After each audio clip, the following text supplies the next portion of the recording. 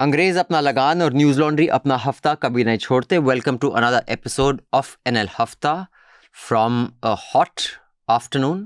We are recording this at 3 p.m. on Thursday, the 25th of April. We are not in the midst of the peak election excitement, but there is enough excitement, which means everyone's really busy and the speeches are getting more and more shrill and desperate, should I say. And today the Election Commission has also woken up from a slumber. We shall talk about that. But let me introduce the panel first. Joining me in the studio is Shardool after a long time. Hello. Shardool minus a beard. Yes, Okay. I am trying to get better. Get better? Are you saying people with beards are not better? No, I am not better. Okay, okay, fine. It's a subjective thing. Shardool minus his beard is in the studio. Joining us on Zoom from Chennai is our very own star, Jayashree. Hi, Jayashree. Hi. I am also absent my beard. So- Yes. I guess I'm the only one with a beard. Correct. And Pathan suit. So I guess I should not go for any rallies where kapde se pehchan lete hain type things. Also joining us, I'm guessing from Bangalore is Pooja Prasanna. Hi Pooja, you're in Bangalore or are you elsewhere? No, I'm in Bangalore. So Pooja is the editorial head for reporting with a special focus on politics and social justice at the News Minute. She's been there for almost 15 years. She's covered major news events across South with experience in broadcast, digital and print. So we will be looking forward to much of her reporting, and she is going to be, she's part of the team that is doing a lot of election-related reportage for us. And like all the reportage on Newslaundry and News Minute, it is ad-free, non-sponsored, funded by you. So we had 6 election funds up. 3 have been topped up. The 4th is almost topped up. Thank you so much. There are 2 left, and I'm hoping by the time this episode goes on, by the end of that weekend, those will be topped up too. So our entire team is traveling because you have supported it. Also, we have a new show with Srinivasan Jain. In this election, I will travel across the country to dissect the powerful narratives driving the BJP's campaign. How much are claims and how much is reality? Follow me on a journey that cuts through the noise and brings you the facts. Journalism that is free, fair, and in your interest. And we'll be having a mini-series also by Karma Paljor. So all the journalists who you are used to watching on broadcast and who had done some great journalism, but there aren't many platforms today that actually support great journalism because they're all ad-funded, contribute to Newslaundry and the News Minute, and we shall get you many more journalists who you have appreciated in the past. Also joining us is Vakasha Sachdev. Welcome, Vakasha. Thanks for having me on the show. And which part of the world are you joining us from? I am in Delhi only. Yeah, I was supposed to be coming into the studio today, but unfortunately got a bit of a stomach bug, so we'll have to do it from the safety of a Zoom conference. Yes, the heat does that in Delhi. It always leads to a stomach problem for many people. But Vakasha is a policy and legal expert. He's worked as a lawyer with top law firms in England and in India. And as a journalist, he was previously the associate editor for legal at The Quint. So Vakasha, now you're just freelancing, or have you gone back to law, or are you still a journalist? It's almost more of a legal role because I'm working as a policy specialist for a tech company here. Still have some things to do with journalism because they also have, there's a sort of independent fact-checking entity as part of our group, which you guys might have heard of, Logically Facts. But yeah, here more in the capacity of having looked at all these things in the past and keep grumbling about them still on Twitter. I think that's basically the reason I'm here. So that's the basis for being here. So thanks for joining us, Vakasha. We will get into the discussion with this nice panel from all across India. But first, here's the headlines. Okay, so here are the headlines for the week. Voting on 88 seats during the second phase of Lok Sabha polls is scheduled for Friday, April 26th. That is tomorrow. The first phase of the election showed a voter turnout of about 65.5%, a decrease of 4 percentage points from 2019. Right. Then the Supreme Court on Wednesday reserved judgment on a batch of petitions that are seeking 100% cross-verification of vote counts in EVMs with VVPAT paper slips. In Rajasthan, addressing a rally in Banswara, the Prime Minister on Sunday said the Congress, if voted to power, could distribute the nation's wealth amongst infiltrators and those who have more children. And he also used the word election- Musalman. Yes. He also used the word Muslim. पहले जब उनकी सरकार थी उन्होंने कहा था कि देश की संपत्ति पर पहला अधिकार मुसलमानों का है। इसका मतलब ये संपत्ति इकट्ठी करके किसको बांटेंगे? जिनके ज्यादा बच्चे हैं उनको बांटेंगे। घुसपैठियों को बांटेंगे। क्या आपकी मेहनत की कमाई का पैसा घुसपैठियों को दिया जाएगा? आपको मंजूर है ये कांग्रेस का मैनिफेस्टो कह रहा है। It is not more blatant than that. Anyway, so the Election Commission finally today took cognizance of a model code of conduct violation and it sent a letter to, surprisingly, JP Nadda, asking the BJP to respond to complaints filed by opposition parties. The poll panel also asked the Congress to respond to complaints filed by the BJP against Mallikarjun Kharge and Rahul Gandhi regarding respective remarks. Banswara is an interesting seat because Congress is campaigning against their own candidate there. Do you know this? No. So they could not finalize their alliance. So Congress fielded a candidate. His name is Arvind Damor, I think. But then their alliance was finalized with BAP, like Bharat Adivasi Party. So that candidate is Rajkumar Raut, which NL has interviewed. Right? So you can watch that. But besides that, and Congress candidate refused to take back his nomination. Oh my God. So, what a mess.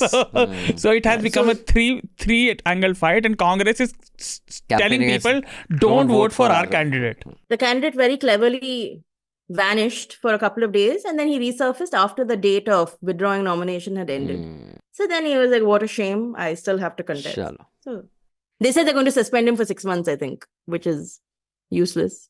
But And similar sort of thing has happened on Purnia, that Pappu Yadav merged his party with Congress, but Congress couldn't get him the ticket. Bhima Bharti got the ticket. So he's contesting. I saw that as well. Funny shit going around everywhere.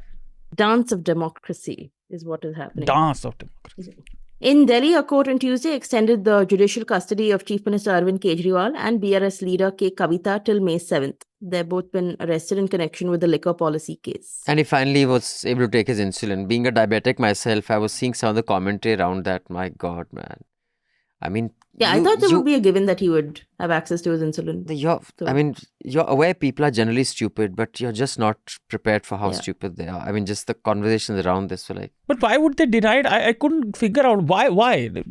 How does that help? Don't even ask. It's just a power trip. And you know, I don't know who the doctor that if it is not below 220, if it's not above 220, you don't need insulin.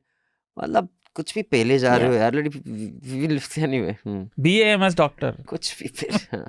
Well, comments made this week. First, Defense Minister Rajnath Singh in Uttar Pradesh said the Prime Minister has never thought of doing politics on the basis of Hindus, Muslims and Christians. Never, ever.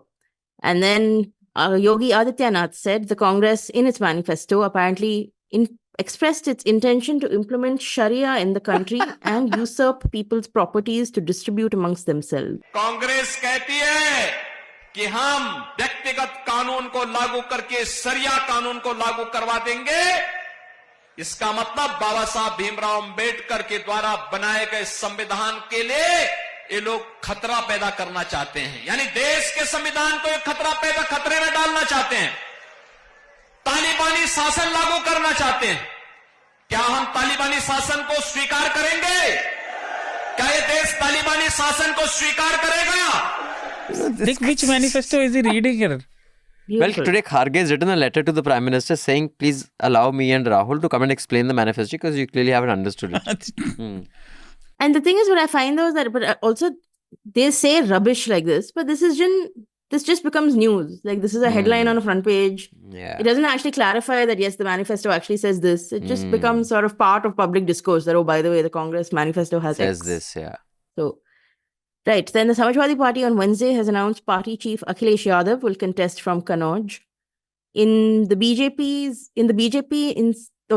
Surat, the BJP candidate was elected unopposed on Monday after the Congress's candidate was disqualified by the polling officer and other candidates then withdrew their nominations. You can read Basant Raju's report about how this happened. Bizarre. Basant Kumar. Sorry, Basant Raju is his Twitter profile. Yes, his Twitter. Basant Kumar. Yes. On Monday, the Calcutta High Court declared null and void the 2016 state-level selection test for recruitment in Bengal's government schools. It also ordered the cancellation of over 24,000 appointments made through it. The petitioners claim the jobs were given to candidates in return for money. And they've also asked them to pay back the salaries. I have no idea how they'll implement that. The logistics of this is I mean, huge. order kuch bhi pel do. How are you going to make it happen anyway? Like basic school teachers, how are they going to pay back their salaries? Yeah. The fees has been paid to kids' school. In Manipur, 3 medium-intensity blasts damaged a bridge in Kangpokpi district late on the intervening night of Tuesday, Wednesday. The first phase of polling in the state was also marred by gunfire, destruction of EVMs, and allegations of coercion and intimidation. Yeah, like Manipur, first phase, two young men died. Both of them were cookies, Omi. In Mumbai, the Economic Offences Wing of the police gave a clean chit to Maharashtra Deputy Chief Minister Ajit Pawar, Surprise, his wife surprise. Sunetra Pawar, and nephew Rohit Pawar in alleged money laundering scam. All is well. Very good. And a day after the Supreme Court questioned the size of the public apology issued by Patanjali over misleading ads, it has now issued a more prominent, unconditional apology in newspapers, saying they earnestly apologize for the mistake made. It is our wholehearted commitment such errors will not be repeated. I saw that even now the apology is such a non-apology, but I was just thinking about that press conference that Baba Ramdev gave. कि अगर कुछ गलत निकले तो मुझे फांसी पे लटका देना, हैंग मी, जेल मी, ये मी, वो मी. योग में, आयुर्वेद में, नेचुरोपैथी में जो हम integrated and evidence based treatment system से बीमारियों को कंट्रोल यानी क्योर करते हैं, ये झूठ नहीं है, ये सच है. यदि हम झूठे हैं तो हमारे ऊपर सैकड़ों नहीं हजारों करोड़ का जुर्माना लगाएं और हमें डेथ पेनल्टी भी दें तो हमें स्वीकार है. But Baba Ramdev also always speaks like that. And in इस हफ्ते की अदला बदली, who went where from which party? In Bihar, Mehboob Ali Kaizar, NDA's lone Muslim MP, joined RJD. In Punjab, Karamjeet Kaur Chaudhary, who was the Congress candidate from Jalandhar Baipur last year, joined BJP. All India Congress Committee Secretary in charge of Himachal Pradesh, Tajinder Singh Bittu, resigned from his post and joined BJP. In Himachal Pradesh again, BJP leader Ranjit Singh, a close aide of former Chief Minister Prem Kumar Dhumal, joined Congress. And Karnataka, 6-time MLA and former Minister Malekaya Guttedar quit the BJP and joined Congress. So until next week, we will keep tracking of who has jumped where to where. Yes. And on that note, let's get on the discussions with our wonderful panel. Okay, I have a bunch of stuff to discuss. I have 2 announcements before that. If you've recently discovered the Hafta show, it's a weekly news podcast. This episode is also free. It's going to be free for another 3 or 4 episodes. After, it'll go behind the paywall. So do subscribe, contribute, and share this with as many people as possible so we can get them used to this show. And then when you put it behind the paywall, they'll be forced to pay. Haha, that's our strategy. And like I said, please top up our election fund. So, I want to talk a little with this whole panel. And I know Pooja is only here for 20 minutes because after that she's recording a show, in fact, for the News Minute, Newslaundry joint coverage only.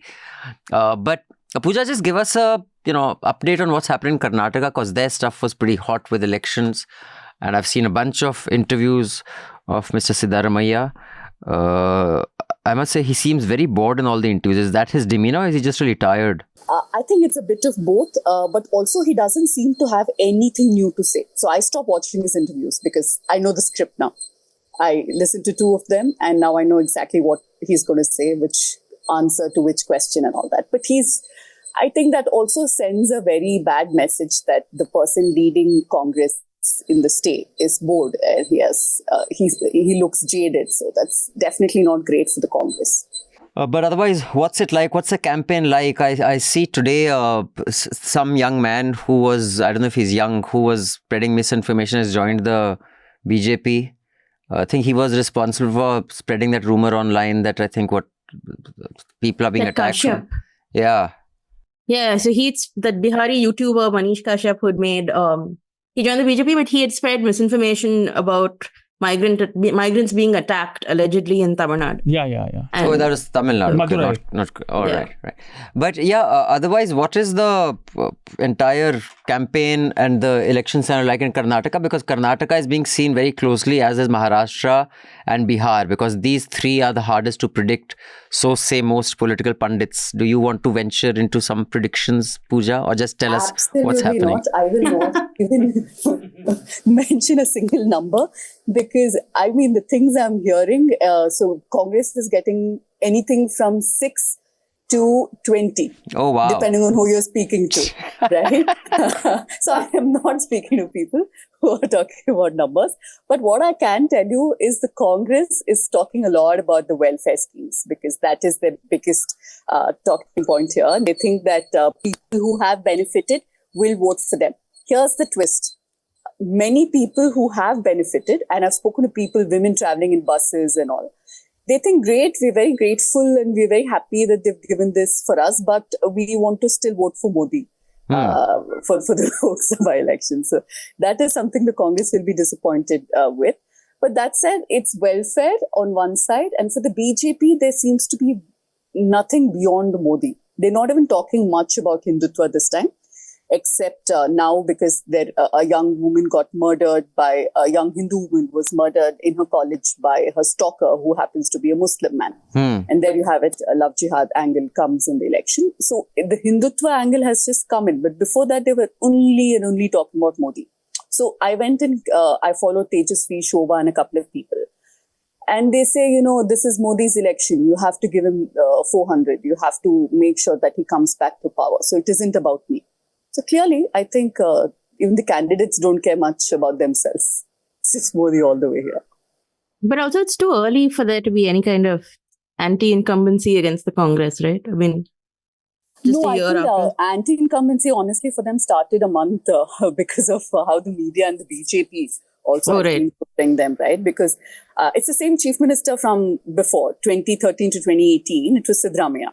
Yeah. So they're kind of digging up all this, the alleged scams from then. And they're accusing him of corruption even before he could complete, say, a month in office. And there's enough and more. And the media is obviously amplifying everything that the BJP is saying. And this tag of Sidramaiah being anti-Hindu is hard to shrug off. I had another question before Abhinandan asks you more, but mostly that, so for the BJP, I guess it's sort of fighting for its journey into South India, whatever, right? Congress is fighting for survival, whatever it's fighting for. So for the JDS, like, what is this? Because after, especially the assembly polls, they aren't particularly politically relevant, right? So I'm assuming this is some very key prestige. Yeah, there are parts of Karnataka where JDS will be relevant, even if it's not seen, right? Right. But I think it's more of a survival battle for JDS than for the Congress, in Karnataka at least. And honestly, I know that people are talking about how, oh, this is the secular party and they've joined hands with BJP. How will they work together and all of that? But I see them to be better allies than Congress and JDS because one, their target voter base does not overlap. So both the parties are bringing something new and fresh to the table. And on top, if you've seen how Modi and Deve Gowda have been campaigning, it is almost like one big happy family, honestly. They're hugging, they're holding hands, they're sitting on stage holding hands. I actually saw that. It was quite cringe. I saw they co-opted Annamalai to also hit the campaign trail in Karnataka. He's worked here, right? He's especially in Bangalore South. Yeah, he has a connect. He's more popular here than in Tamil Nadu. Yeah. I've always thought that. Yeah. He's far more a Karnataka Bangalore guy. But no, I was just saying this entire JDS BJP thing is working very well. I think much more than most people predicted. And this Lingayat Vokkaligas thing of how two dominant castes, can they come together? They fought each other. I think that's bogus because they operate in very different geographical locations, North Karnataka, South Karnataka. So the overlap is very less, number one. Number two, this myth of Vokkaligas being secular simply because, they'd kept BJP at bay all these years in one region, or Mysuru, is again, I think, nonsense. They more, JDS was a caste-based party, so they supported them. And now they've brought caste plus communalism and they've happily lapped it up. So I don't see any problem for the two parties to work together. Yeah, Vakasha, you were saying? I was going to ask Pooja, there's been a couple of interesting sort of center state disputes, right, with Karnataka, which have come up. One was that issue on the food grains. There's been now the issue on the drought relief to Karnataka. Is that something which, are people even aware of it, number one, as like a political issue? And number two, is that something which is actually perceived as a negative thing towards the BJP, or does it actually sort of take them towards that, does it actually favor more this whole concept of like double engine sarkar kind of thing? Like, have you had any conversations with anyone about these issues and how they feel about it? So the BJP in Karnataka is in a fix because there's only that much you can lie. The Congress has gone to court against the union government, asking for dues. And what the union government, they represent, for example, Nirmala Sitharaman, what she's saying here on ground vis-a-vis what the union government said in court, they're very different. So Congress in that sense has been smart. They brought the government's affidavit and they're talking about that in the media, saying that, listen, your BJP spokespersons are lying clearly because look at what they're saying in court. So I think it is a very big narrative for the Congress. It has been fairly successful. I'll tell you why. Because Nirmala Sitharaman last year in October, she held a press conference where she said we don't owe the state any dues for drought relief. Then the Congress kept badgering them with documents, facts. They showed when they've sent in their application and all of that. Now, just last week or the week before, I think, one of the ministers here, Krishna Vairagowda, he challenged Nirmala Sitharaman to a debate. Of course, she didn't go. Nobody thought she would. But she held a press conference that day in the morning. And she said, yes, we have to give Karnataka their due for the drought relief. But then the MCC kicked in, so we couldn't give and all of that. So which means that, the Congress managed to get... So she did walk back her earlier comment, basically. She had to walk it back. But she didn't appear to, of course, because it's Nirmala Sitharaman. She sounded as arrogant as ever. But we have it on record, right? What she said in October and what she said now. So, yeah. And for me, the highlight was a Kannada channel, which is owned by Rajiv Chandrasekhar, which is known to go after the Congress, very obviously. They did a segment 2 days ago, calling out Nirmala Sitharaman on this. That was a big, big deal for me to see that, Congress managed to convince these guys. So, Pooja, we have you for till 3:30, 3:20? How long are you with us? Because I know you have to record. Another 5 minutes. Okay, so just let me know whenever you want to leave, because we don't want to delay your next shoot. But which is also with you guys. Which is also with us. You see that we are buzzing. There's so much of activity happening in the Newslaundry office that what can we say? And the News Minute office is all but deserted because everyone's traveling on the ground, covering elections. So thank you, those of you who've contributed. Those who haven't, the link is in the show notes below. I will keep reminding you now and then. But you spoke about the welfare schemes, etc. I just want to talk about that because that suddenly became an issue from nowhere, out of nowhere. We will also discuss, Prime Minister Modi's speech. And since Manisha's traveling, I've hosted Clothesline this week and we've dissected his speech. I've just made jokes, but Srinivasan Jayan has dissected it. So do watch this week's Clothesline.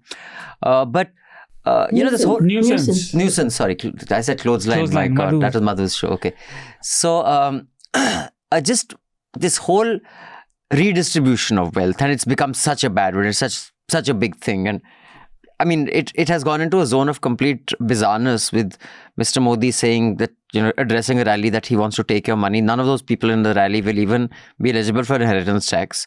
But anyway, such is the life of, election cycles. But, even I had made a comment. It wasn't specifically about inheritance tax, but I'll come to that later. But it has led to the most bizarre commentary around that. Not that Twitter is the best place to, find sensible arguments. But just want to start, let me start with Jayashree. Jayashree, I don't know whether you heard, I haven't heard Sam Petroda's press conference, by the way. So I don't know if you've heard it. Of course, bits of what he said. I had Karnataka specific question to her. Oh, you had a Karnataka. Okay, why don't you get that out of the way and then we'll get back to this inheritance tax because then she has to go. So Pooja, I wanted to confirm one thing and pick your brains about one seat. So one is that, like we were discussing, this BJP and JDS alliance seems to gel together. Is it because JDS gives, BJP a foothold into Vokkaligas vote base because DK Shivkumar is also Vokkaligas. So is it helping them? Yeah. That was my question. And the other was the seat I wanted to know about was this Bengaluru rural, which is like strange sort of contest between C. N. Manjunath, who's a very, I hear, popular and very, well-meaning surgeon, who's a BJP candidate, and the other one is DK Suresh. What's your input on that seat? Because I am very intrigued by that specific seat. Just to give you a little bit of background, last time, 2019, Congress won exactly one seat from Karnataka out of 28. And it was that one seat, Bangalore Rural, where DK Suresh won. So it doesn't matter. He has money. He has massive power. That's how he's held on to the seat. Not Manjunath, interestingly, is from Devegowda's family. He is Devegowda's son-in-law. But he's gotten a BJP ticket, right? So technically, the family's gotten 3 tickets. Devegowda himself, Kumaraswamy and his nephew in Hassan, and his brother-in-law who is here. I think it's very tough, though he does have a lot of goodwill as a doctor. I don't know if it will translate into votes. But yeah, it's an interesting battle because it's a caste battle. It's also a family battle. These two families go way back, the rivalry of like 2-3 decades. Yeah. So that's a fun battle to watch out for, but that's one seat that could go Congress's way. No predictions, but yeah. But just the overall picture, why it's working well, because they both need something. JDS needs protection from BJP because their MLAs, their leaders were...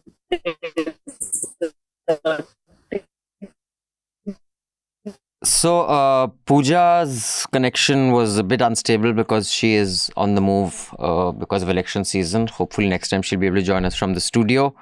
So, coming back to the whole inheritance tax thing. So, Jayashree, what did you read about the Petroda comment? Now the Congress saying it's not our view. I don't know how this become an election issue. I have no idea why 80% of Indians who are, not even 80, probably 95% of Indians will not have to pay any inheritance tax because they are inheriting jack shit. But I just want to know where this started and the whole panel's view on it. Yeah, so he said, he spoke about how there is inheritance tax in the US. He said it's 50%.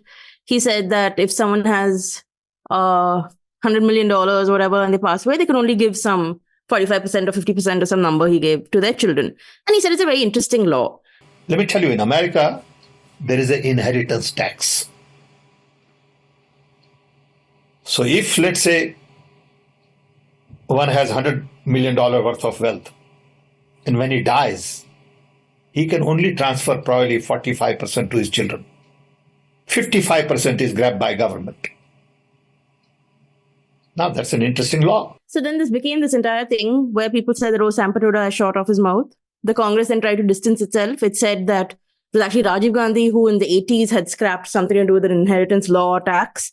So then Modi shot back today saying, but Rajiv only did it because he wanted to claim his mother's assets. So the entire thing is extremely stupid. So I think inheritance tax is just one more form of progressive taxation. It's not a prohibition on inheritance. You are going to inherit a massive chunk of wealth, 100% unearned. And to be taxed for it is quite straightforward, especially in a country with widespread poverty and inequity and all those things. And if those with wealth and privilege have offspring who then get their wealth and privilege, tax merely means you're paying a chunk of the unearned wealth you will get from your parents on their passing. I feel like it's quite essential in a just society. And it's also another form of income tax, if you look at it in that way. Those who receive assets and money, and they should be taxed the same way income is taxed.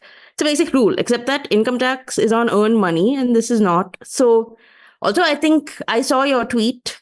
I saw the storm it created on Twitter. So the fact is also that the demographic that is bleating about this inheritance tax, this is the elite middle class, they're not a particularly significant voter base. Their turnout rate is quite low.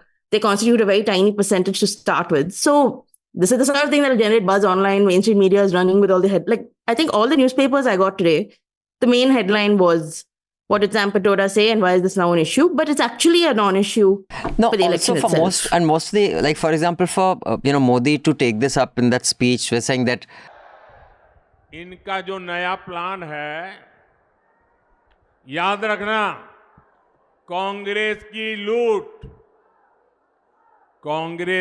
लूट जिंदगी के साथ भी, जिंदगी के बाद भी.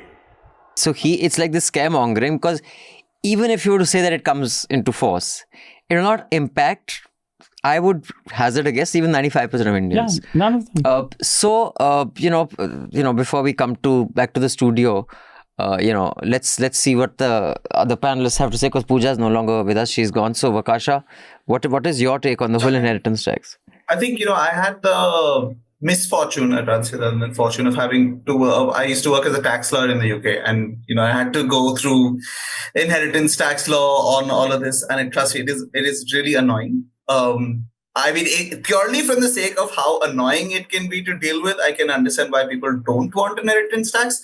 But I think the social justice issue is very much, there is a very good reason for it. And I think what Jayashree's examined here, there's a reason why you have even these countries which are very capitalistic and, have very clear ideas of being capitalistic countries, retain the idea of an inheritance tax, because it's one of your ways in which you can balance out sort of the inequalities which come up. Now, what has to be decided is what's that threshold going to be. I think, as you're saying, most people are not going to end up paying it. Now, in the UK, the threshold is something like, £325,000. So the value of the estate which is left over is £325,000, and anything over and above that value will be taxed at a 40% rate. Correct. Now, that's a strong rate. Now, look, of course, as we know, this is not really what's being argued here, but in principle, the idea of having an inheritance tax, if you have it at a reasonable threshold, you put a reasonable amount on it. Nobody's saying you have to make it 40% or 50%. You could even have a 20% and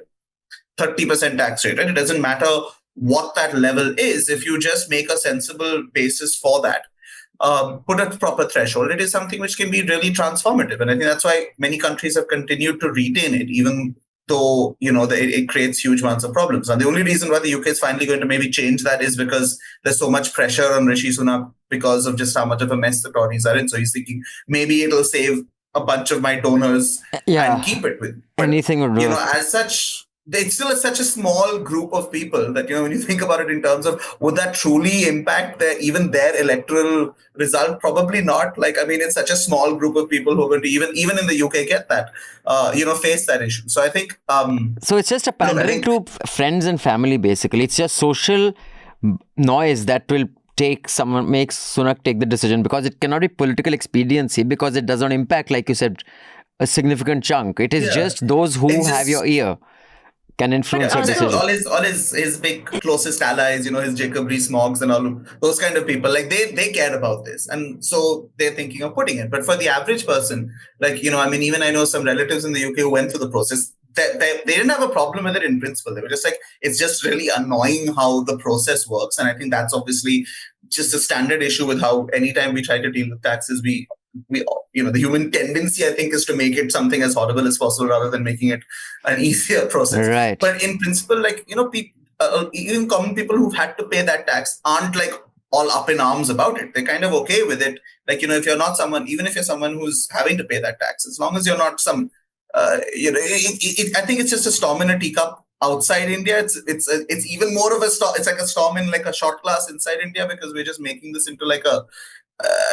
there's going to be minimal impact on people. And, it's still, even if one wanted to bring it in, it's perfectly in your hands to decide what the thresholds are. So, for people to make it into this, oh my God, we're becoming a communist state, or oh, look at how terrible this is.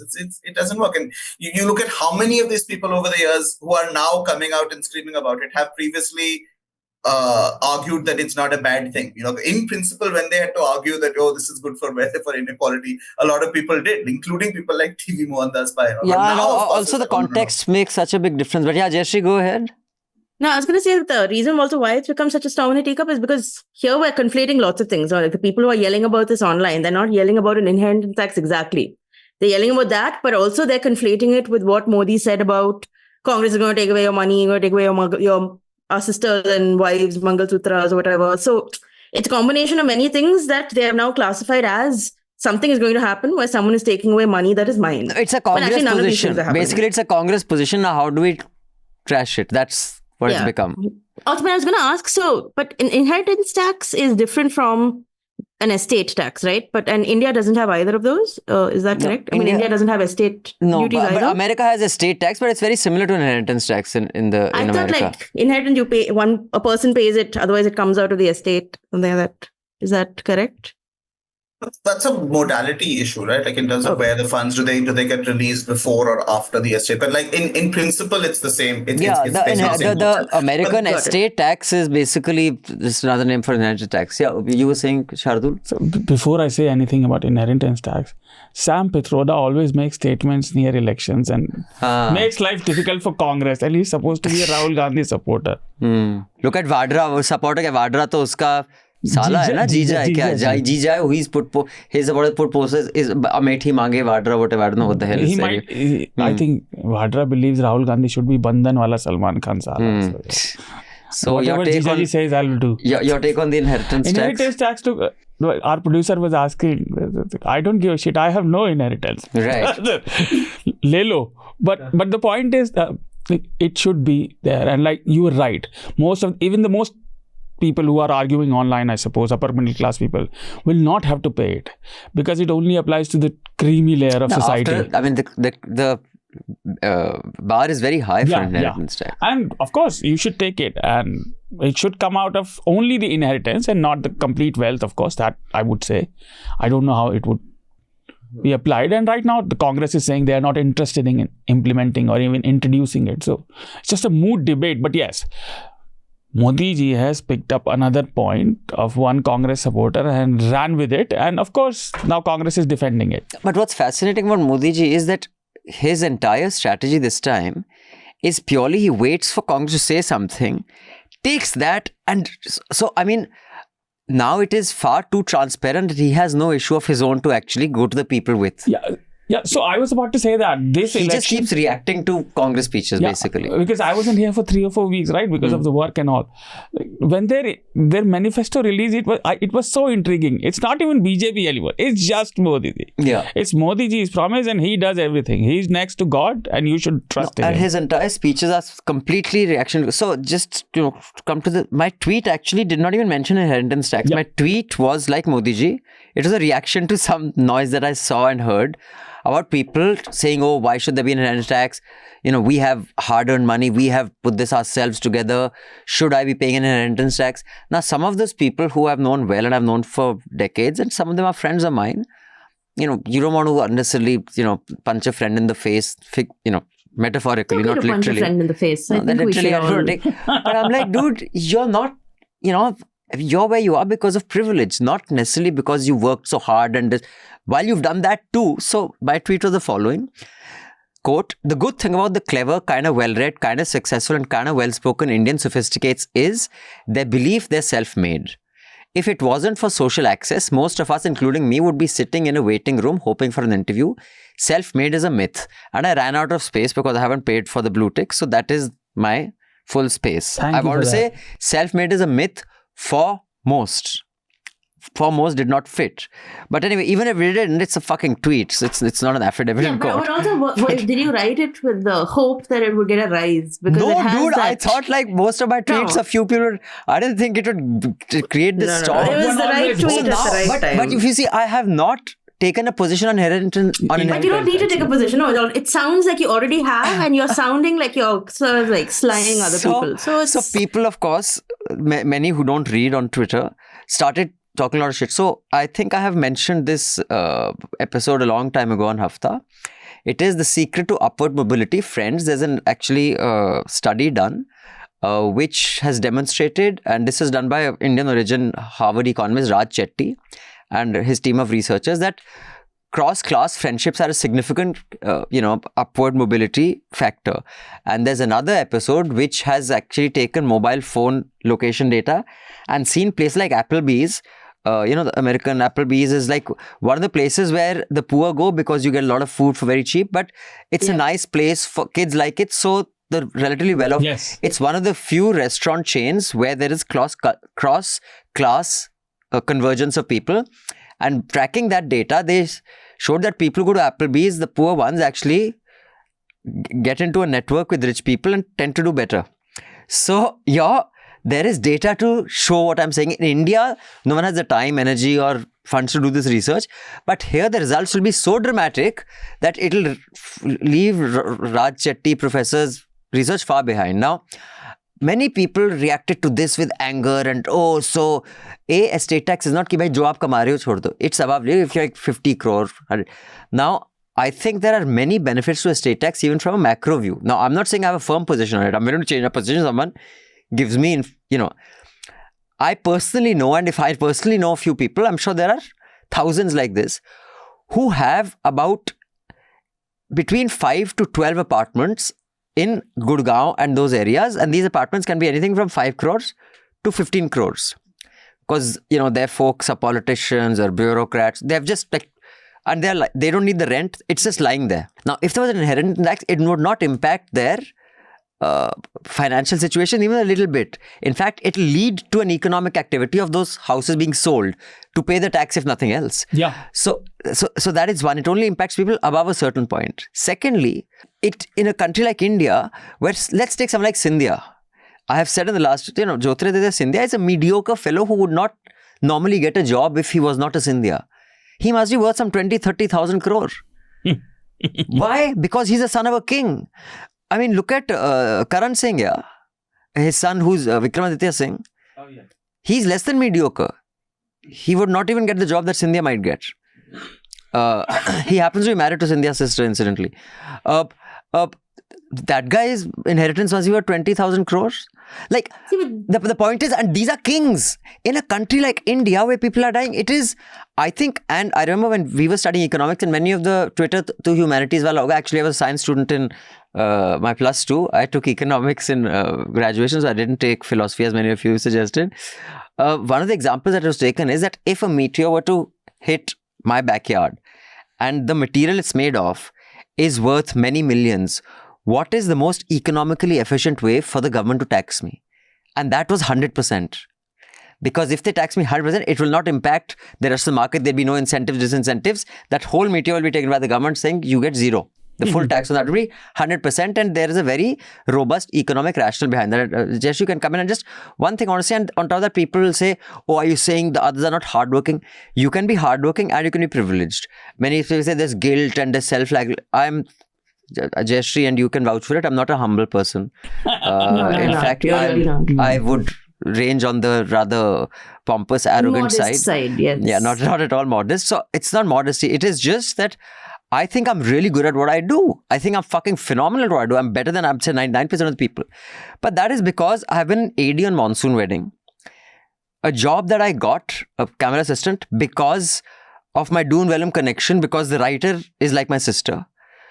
I got a job at Newstrack in the 90s where there were only NDTV and News. There was no third place that was doing electronic. That was because of my Doon Vellum connection. I have inherited zero wealth. But today, let me give you a simple example. 3 of my batchmates are contesting election. Raghav Lakhanpal from Saharanpur, Jiten Prasad from Shahjahanpur, Nakul Nath from Chindwara, my house captain Jyotiraditya Scindia is contesting from Dausa. If you are in the right social bracket, nothing is more than 2 phone calls away.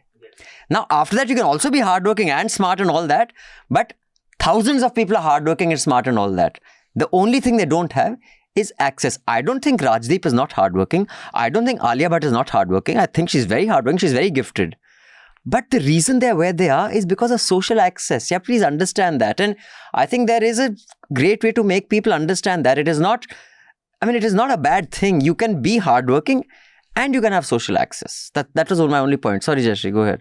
What was my point? No, I totally agree with you, but I feel a lot of people who disagree with you. See, I know it's where we are today is a function of our caste, our class, our social capital, and people really underestimate the amount of place. Like, I went to a top college in Chennai. I went to Asian College of Journalism. I have my contacts through that. My partner went to NLS. NLS is a top tier law school. We know people through that. And it changes how you work and how you operate. And I thought it was interesting because this came up in that episode of What's Your Ism that Sudipto did with Sagrika, where he asks her about privilege. And he said, are you conscious of it? And she waffles a bit. She's like, and he tries to pin her down. And he says, but it is a function of caste and class. And what do you think? And again, she waffles and she said, no, I know my grandfather had wealth, but I also just worked really hard. But that is not the point. And for me, the most stupid thing about this conversation on inheritance tax is that inheritance tax is not even a very sort of radical idea that you will tax someone based on wealth that is inherited. I mean, a really radical idea you would abolish inherited wealth.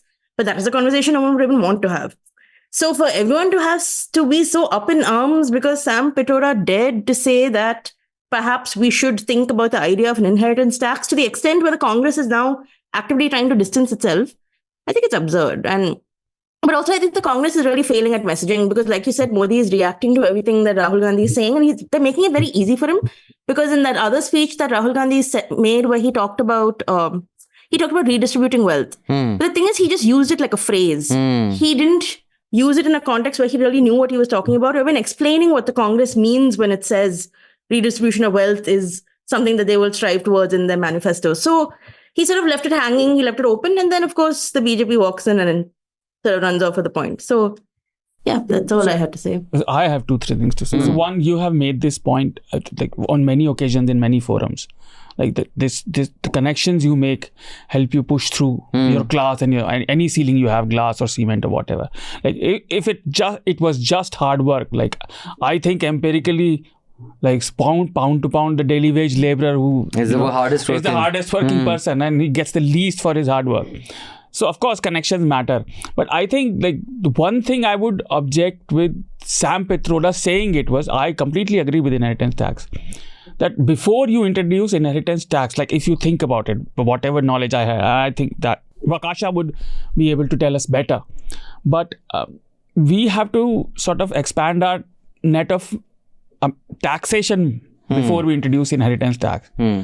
Because otherwise people will misjudge it. And half-baked knowledge is very easy to get now on Twitter and these forums. And nobody is willing to discuss it in detail or with some sanity. And people... No, even the economic rationale can be dissected. Yes. You know, I do think that an inheritance tax would also unlock a lot of assets that are unproductive. For example, in Bombay, there are so many people who I'm sure we are all aware of, who are sitting on properties worth like 100, 200, 300 crores. They don't have the money to even maintain those properties. But they will not sell it because do mein jhagda ho raha hai, or they do not want to move out of that bungalow in, Pali Hill or Bandra, wherever it is.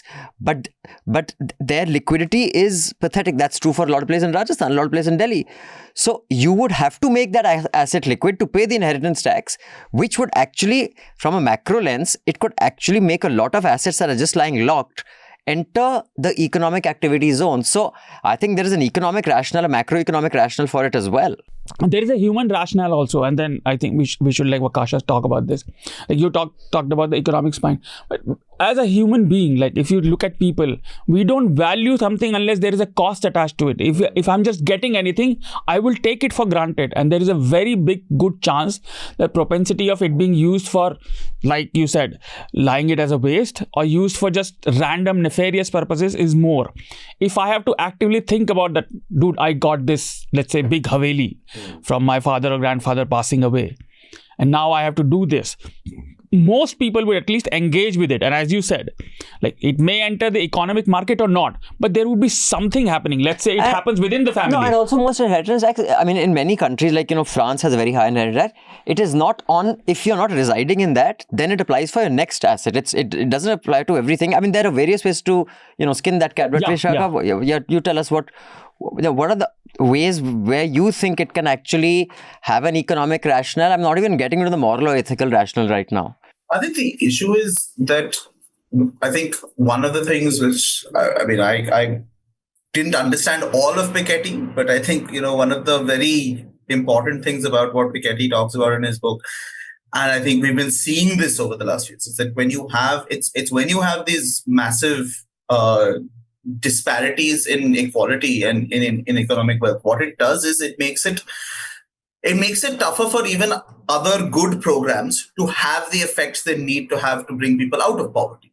It's only when you actually have enough programs which actually reduce those economic gaps between things that you actually see better growth, sort of more holistic growth across areas. So I think, for instance, he had shown that, in your post-war era, in your 50s to 60s, that dramatic reduction in inequality was what allowed the West also to have its big boom economically, which wasn't just like a big boom like back in the day that used to happen, but it led to everyone It led to a lot of like increases in per capita incomes. It led to a situation where you had even people who weren't working the most fancy jobs were getting enough money that they could have a home, they could buy their own home, they could have enough safety for their retirement. You didn't have to be a rocket scientist for that to happen.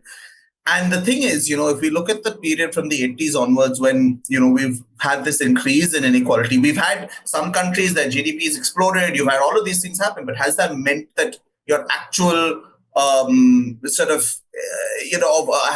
that actually led to growth and development for all the people in those countries? And it hasn't. And this is even in the biggest countries in the world.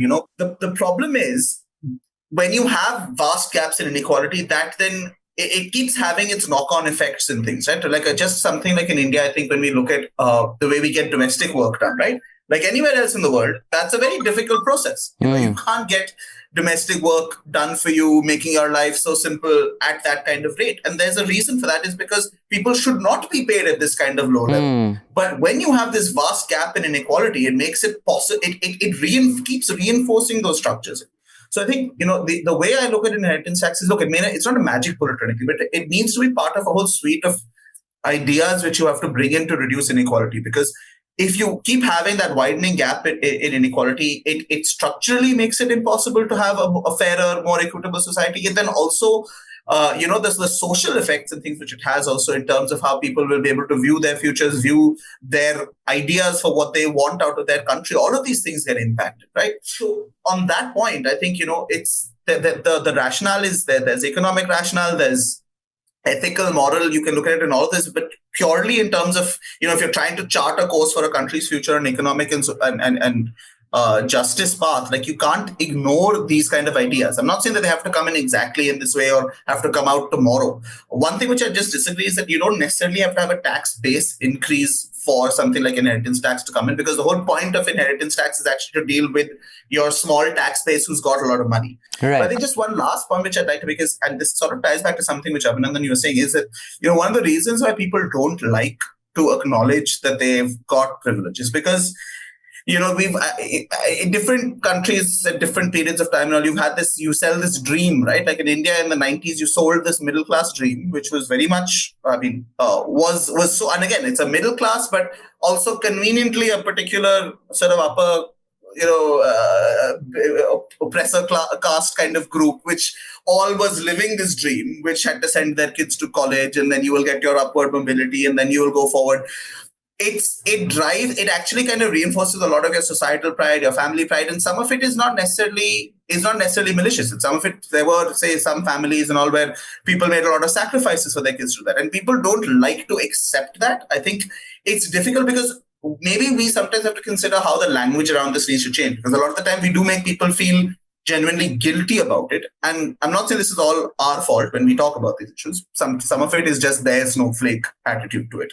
But the point is that, I think it's important for people to understand that, look, you just acknowledging that you have privilege doesn't necessarily mean that your achievements are invalidated.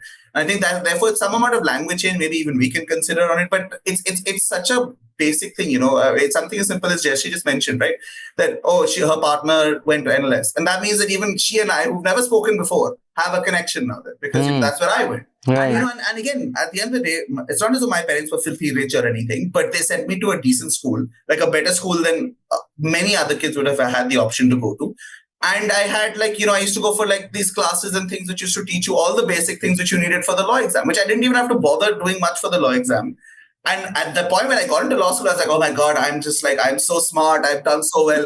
And then later I just did I really work that hard for it? And this kind of really... like you said, like you said, I think one very important point to make, Vakasha, was that it's not just being filthy rich. Many people like us did not inherit any wealth. It is just the social access, which is caste based, which comes from, the caste. It's privileged caste that it comes from. What you mentioned about, the college you went to, or I was wondering why I did so well. Now, some of the lawyers who've represented us, who are amongst the best, Justice Nariman, who recently retired. I've always pronounced his name wrong. No, he was Falinavan was a jurist. He was Justice Rohinton It's not Rohington, it's... He's Fali's son. Yeah. So no, what I'm saying is Fali was not the justice. I'm talking about Justice Rohington. I'm not saying he wasn't hardworking, wasn't good. But he was Fali's son. Saurabh, who represented us, who's one of the finest lawyers in the city. And I'm so glad because he won a case for us against, the India Today group, and he represented us against the Indian income tax authorities. His father was Chief Justice. Dude, it makes a big difference. He's a fantastic lawyer. He's hardworking. He's a good human being. But so many of these judges sitting there are sons of judges. Our Chief Justice of India, I think he's a wonderful man, but he's the son of a judge. Yeah. So it makes a huge difference. And I just want to quote one thing. I mean, if you go by the PIB data, 20 to 23, India's Gini coefficient was 0.402. If you go by Statista, which is this website, India's Gini coefficient is, where is it? Is 0.35. So not that much of a difference. I mean, actually, there is quite a bit of difference for 0 and 3.5. But so these are, it shows that it is a deeply unequal country. And there is another article which shows that there is, in the US and Japan also, there is this huge divide, but the base in US is much higher than India. The people are not starving today. There is not the kind of poverty you see here, you will not see there. Okay. And 1% control a significant chunk. In India, it's 0.1%. I mean, that is how thin the sliver is. And yet somehow it becomes a Hindu-Muslim issue, Congress-BJP issue. Dude, half of you are jumping in and are not even affected by it like we aren't.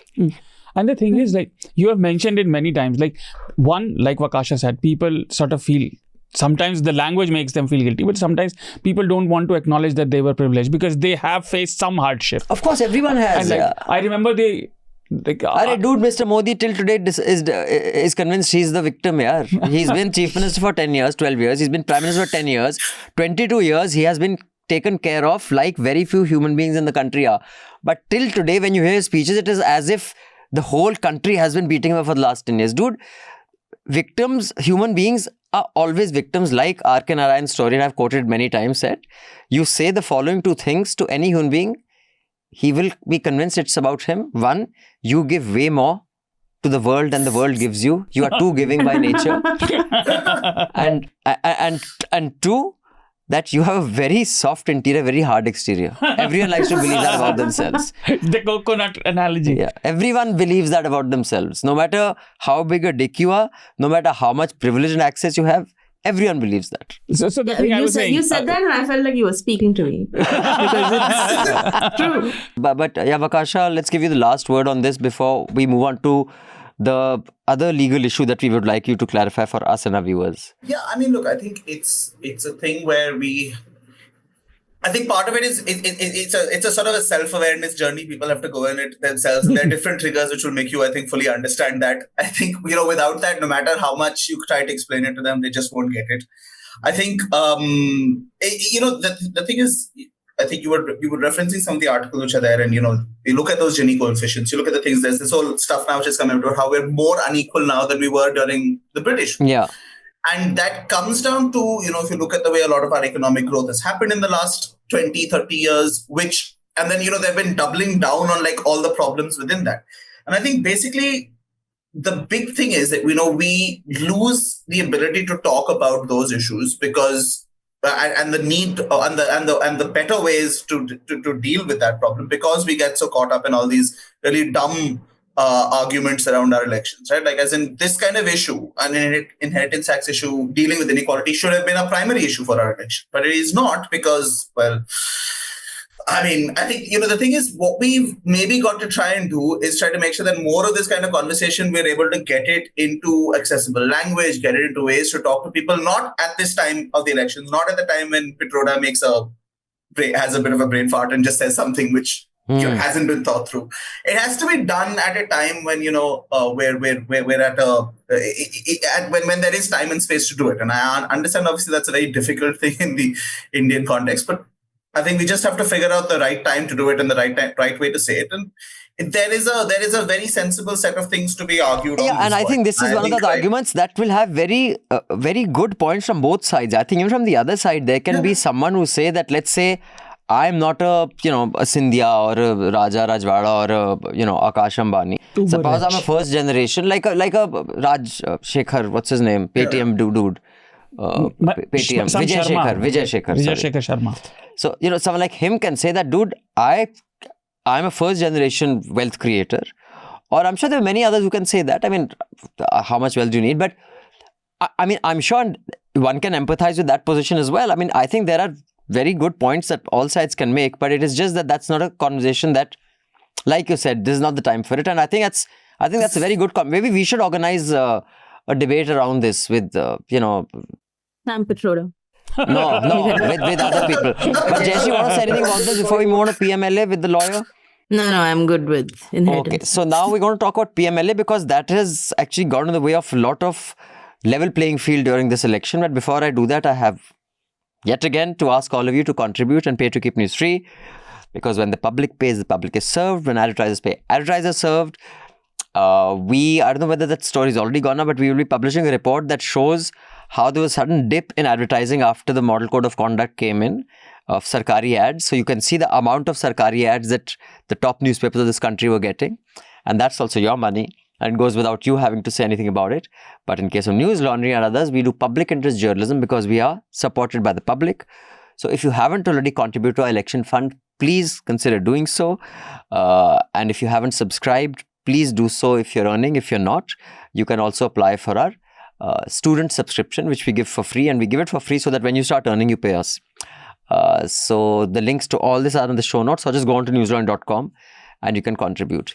Now coming to the Prevention of Money Laundering Act, PMLA, which has many netas thrown into prison, including Arvind Kejriwal. And you hear things have gone up, matter is reserved. ED says no, there is no money trail. There's no money trail because 100 phones have been destroyed, so we cannot give you a money trail. I mean, in fact, the ED now says that there's no money trail because all the phones have been destroyed, so there's no trail. So therefore, in any other case, the court should say, okay, so since you're saying that everything has been destroyed and you don't have any evidence, then you got to let him go. Even in murder, if you cannot produce the instrument or the weapon, etc., you have to get that to make a strong case. So tell us about this PMLA case and what is this reserving judgment ka kya tuk hota hai? What is the point of that? What is the rationale behind that? These two the first questions, and we'll have many more, I'm sure, for you.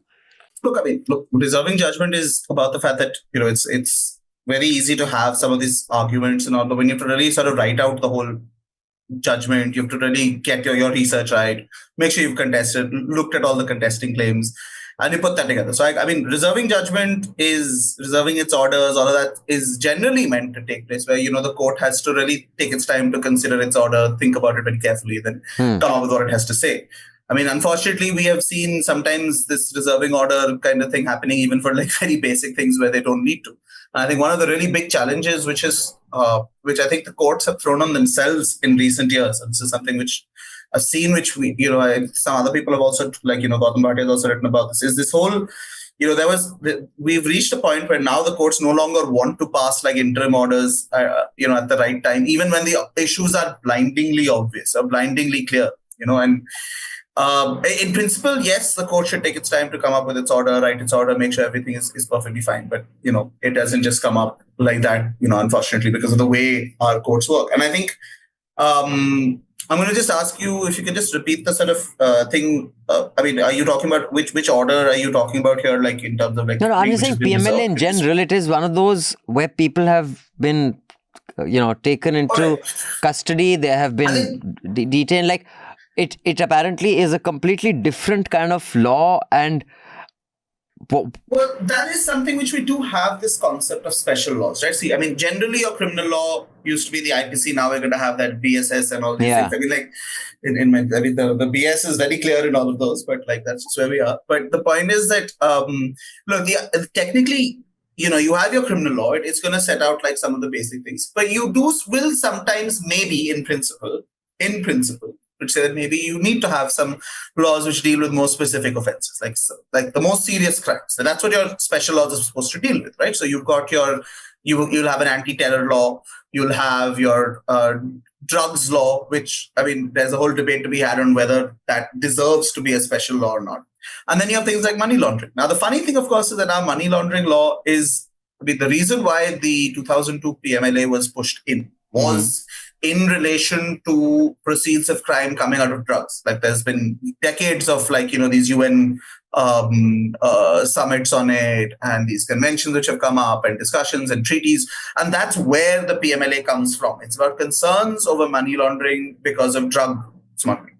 And the funny thing is that, it's yes, obviously you do want to have something to deal with economic crimes which deal with other things as well. But it's a very interesting thing to understand that where we've come from there, from being, okay, we have to deal with this very problematic aspect of the drug trade, which goes beyond just selling the drugs, but also involves people's exploitation and all these 100 other things, which is why you needed a special law to deal with it.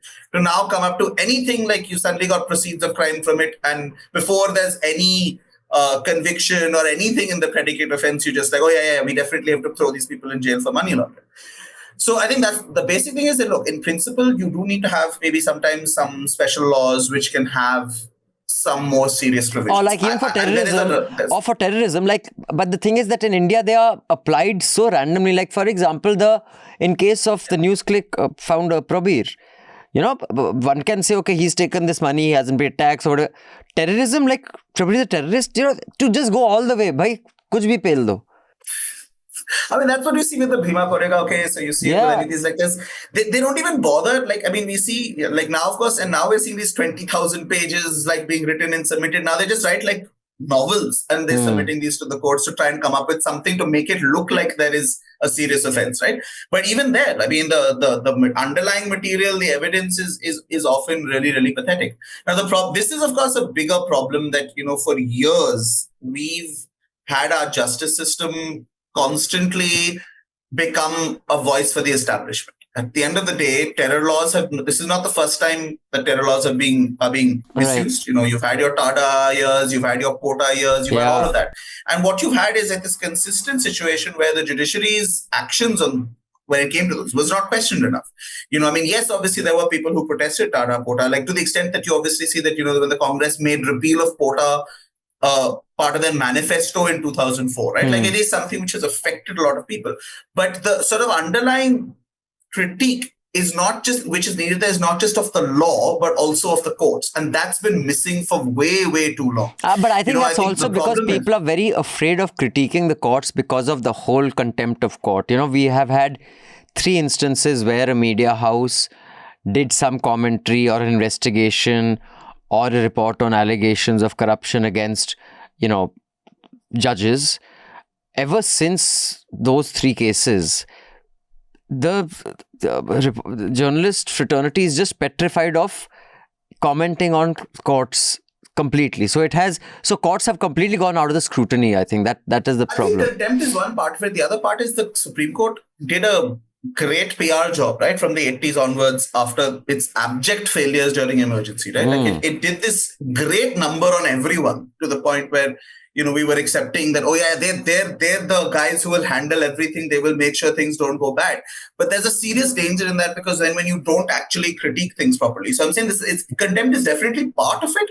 But honestly, if you look at the number of contempt actual cases which have resulted in convictions, it's so low that even, yes, everyone, I remember when even I joined my newsroom, even when I was trying to get a book contract, the first thing is guys, we can't, you can't have contempt, write a note, to show how what you are doing is not going to get you into contempt of court. But the problem is that really, that actually is not as big a threat as people tend to think it is, because you will have a lot of better arguments if you want to go to court to deal with that. But the problem is that most journalists, if you look at legal coverage, till something like Bar and Bench and Live Law comes up, right?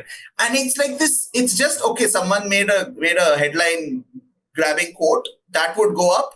Where was the depth of, the critique of what was happening? There were people who could write this, but, honestly, from the 80s, 90s onwards, we've just lost that because there was not a focus on trying to do that. So even if someone pointed out maybe one case, the problem, it's again, the one bad apple, rather than talking about the systemic issues and the institutional problems. And I think even media has that problem. They think that they cannot be commented upon because if someone critiques the media, they take you to court. But Jayashree, you want to come in on any of this before I go to Shardool and we've crossed an hour? Yeah, so Vakasha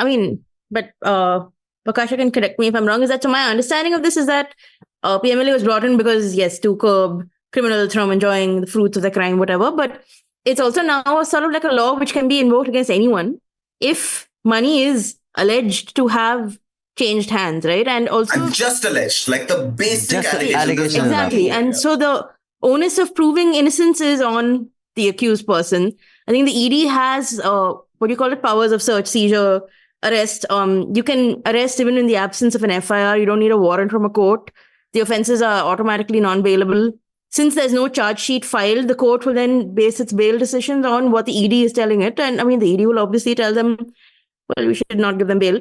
So also, I want to ask you about the specific ambit of crimes that come under the PMLA. And it's considering that it is so vast after the amendments. And I think we keep going on about draconian laws, but every draconian law is a tool for a government.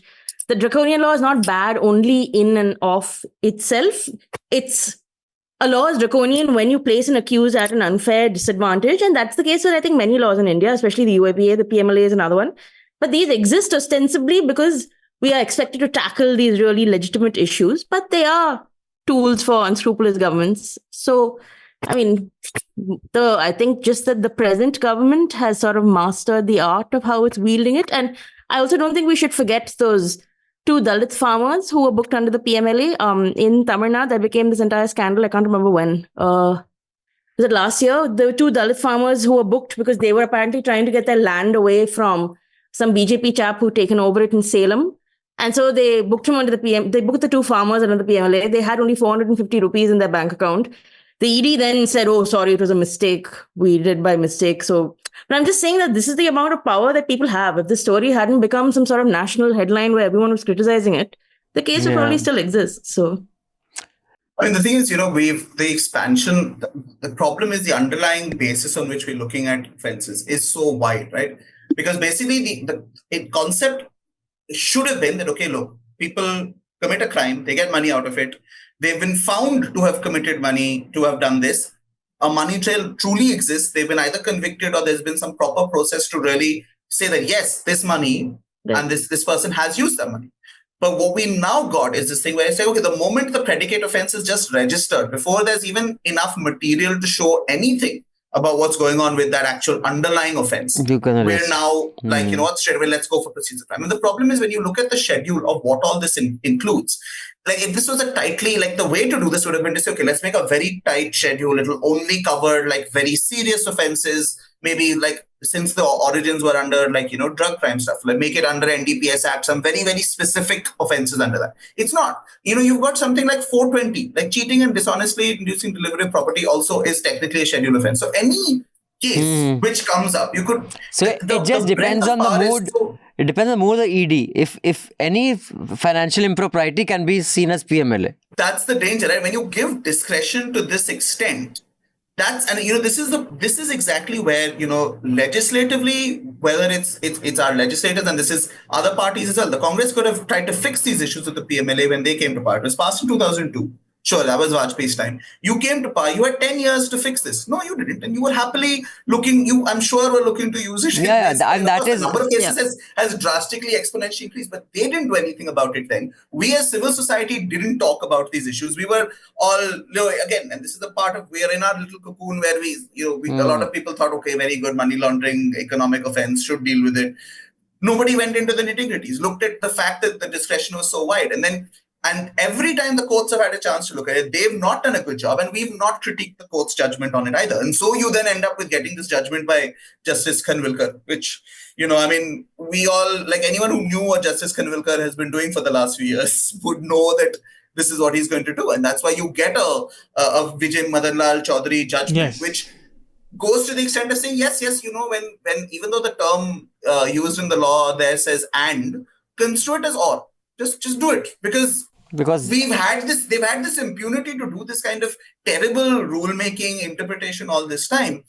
And, so it's the big problem is, and it's only getting worse, is that our level of scrutiny of legislation as it's coming through is itself terrible, right? I think the last time there was a serious pushback against legislation, which then was struck down, was 66A.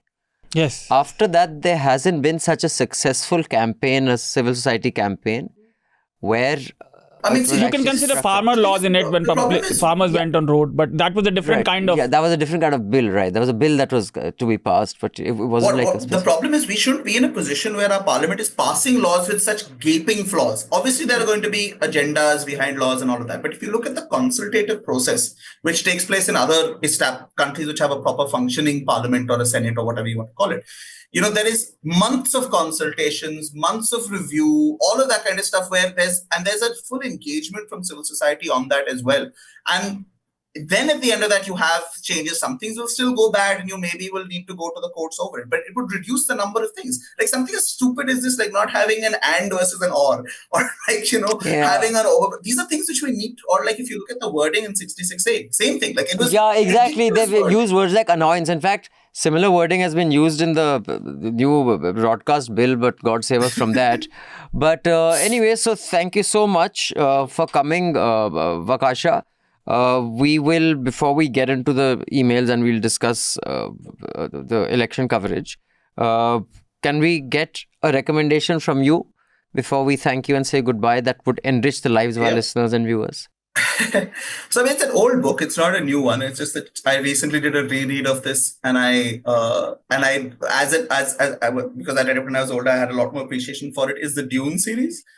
Yes. I mean, a lot of things it's not a perfect series. There's a lot of things which are written in the 60s by a white dude with a lot of like stuff about Middle Easternish kind of cultures. So, well, you can imagine it's not perfect. But what's really fascinating about it is he actually kind of writes it with a lot of respect for those cultures. And he's actually envisioned a future, like a thousands of years future ahead, where, Islamic language is an absolutely common part of the day-to-day and things, So very, very, actually a quite broad-minded person. But what's very fascinating as you go through his books, and I think this is something which our readers and others really need to appreciate, is that it's a very clear-headed understanding of a bunch of things, from the influences religion can have on politics to the need to be able to get out, to break out of a lot of these patterns which we like to get into as societies. The need for, even whether it's a liberal or a conservative group, to be aware of the fact that, you can't stay hidebound to your old rules. You have to be willing to look at progression and change. And that's the only way society progresses. And I think that's something, it's a very basic message, but I think, there's so many people in our country who just haven't got that. I think it would be good for them to do it. And one of the most fascinating things is he has this whole debate on democracy at one point, and the some ending of it is that the only thing which keeps a democracy alive is mistrust of your elected representatives. Never trust them, no matter how charismatic they are, no matter how well-meaning they are, no matter how great they are, they could see the future. It doesn't matter. If you trust if you don't have a healthy mistrust of your elected representatives, it is always going to be a problem. That's the trap we're stuck in now. That's a trap which I don't know how we'll ever get out of, but I wish more people understood that. So that's a good message. So since you are into the Dune series, I did not know it was based on a book. Actually, I went and saw one film because the kids in our family wanted to go watch it, and I haven't had such a headache for a long time. So they said, "Mamu, can we go watch Dune 2?" I said, "Only you can drag my dead body there. There's no way I'm watching it." So because it's just too long a film, and I guess I'm just not into films anymore. But one thing I was a little fascinated by is in such a completely starched, because I'm sure there's some detailing. I'm not asking this with, trying to be overly critical or trying to be too funny, but because I know, books like, which was the other one, the Tolkien one? Lord of the Rings. They used to be the Lord of the Rings geeks when we were in school. We used to be walking out such. Apparently, one he's is sitting actually in front of you. So. One is sitting right here. So, they would, he's actually invented a language for that. See, again, look, another privilege connection. We all got to read Lord. I could not. I have never picked it up, and the moment I saw someone carrying it, I changed direction. So, but the detailing in those books, they invented a language, a script, etc., etc. The stuff they do. So I thought that in Dune also, if it's a book with such detailing having gone into it, those big sandworms, which are hundreds of feet long, what do they live off? Everything. What are they eating? Everything. There is nothing, there's only sand. Anything. There's a lot of Whatever's in the desert, they just go for it. It's like. No, but what? They don't show anything else in the desert. No, they eat their machinery, everything, dead bodies. But to sustain that speed at that scale and that mass, I'm sure that, even Interstellar, the fundamental science behind it was sound, even if it was exaggerated. What is that worm eating? I am not a Dune fan, one. But you can't. So And the have thing they is- explained? no, Is it explained in the book? Yes. Because in the film, Yes, it is. Okay. So, and the other thing is, the universe with the rules they have created, according to those rules, those worms can sustain themselves. I see. Not on the rules of our actual, I see. carbon-based beings. Okay, got it. Well, I mean, I would say, yeah, because the thing is, that's actually one of the things, because the whole idea is that it's not based on Earth, right? So there are potentially other chemistries. Like, so for instance, one of the things which they talk about is there's a whole thing of how they're ingesting a whole bunch of other kind of materials. Spice. But the other thing also is in the books, one of the ways in which they deal with this is that, Dune is mostly desert, but there is also, there is a strong, pretty thriving ecology I there. see. And Yes. that comes from Herbert was actually very interested in the whole idea of transforming dry lands and that kind of ecology and stuff. So he, it's obviously doesn't all match up. And there's a lot of physicists who'll also be like, how does the worm go through the sand forward when it's ring segments? And there's a lot of issues with it. And I think partly you have to just be like, I'm not going to think about this. No, of course. But I know. I love I love Pathan, so I'm not going to quibble about I'm not going to quibble about the believability of things. But I was just asking generally. Yeah. But no, and the main thing is that, basically, I think what, is that their chemistry, that sort of biological chemistry is different. They're not a carbon-based life form from Earth. They're an alien creature, which ingests even and gets certain things it needs from just even sand and rock. So I can tell you something which will blow your head off. The question will change. So the protagonist of this series, his son would sort of join with one worm larva and reign for 3,500 years in Dune series.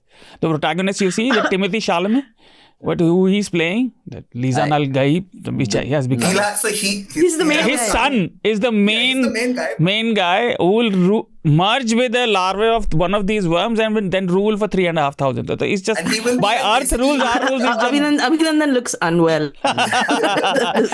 This is where they lost me also. I stopped reading it at that point. But listen, honestly, go back and read it now. You will appreciate it. Even though it's still weird, but everything which the worm emperor guy does is actually really fascinating. And you really you look at especially our society today, and you're like, everything which he wants to fix, you're like, that's exactly why we need a worm emperor for 3,500. What I'm really looking forward to is Salman Rushdie's new book. So as soon as I have time, that is my recommendation for the is it good? Then I'll pick it up. Yes. So clearly it's good. So, but thank you so I'm much, very Vakasha. intellectual. So you guys can talk about worms. I'll talk no, about- Vakasha, my problem is I read everything under the sun. So I found Wheel of Time. So Dune is illogical compared to But thanks so much for coming, Vakasha. Appreciate your next time. Hopefully, when you're feeling better, do join us in the studio.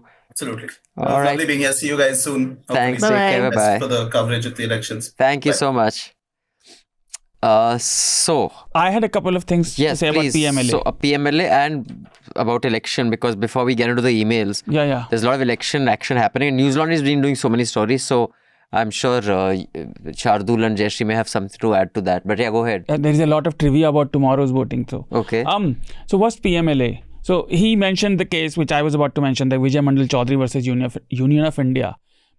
In essence, TLDR is that judgment says, even if you did not know you were not aware of the crime from where these ill proceeds of money were taken. If you use that money, you can be accused under PMLA. So you need not be associated with the crime which earned that money. My God, how about that? And in fact, what I remember, I did not check it again.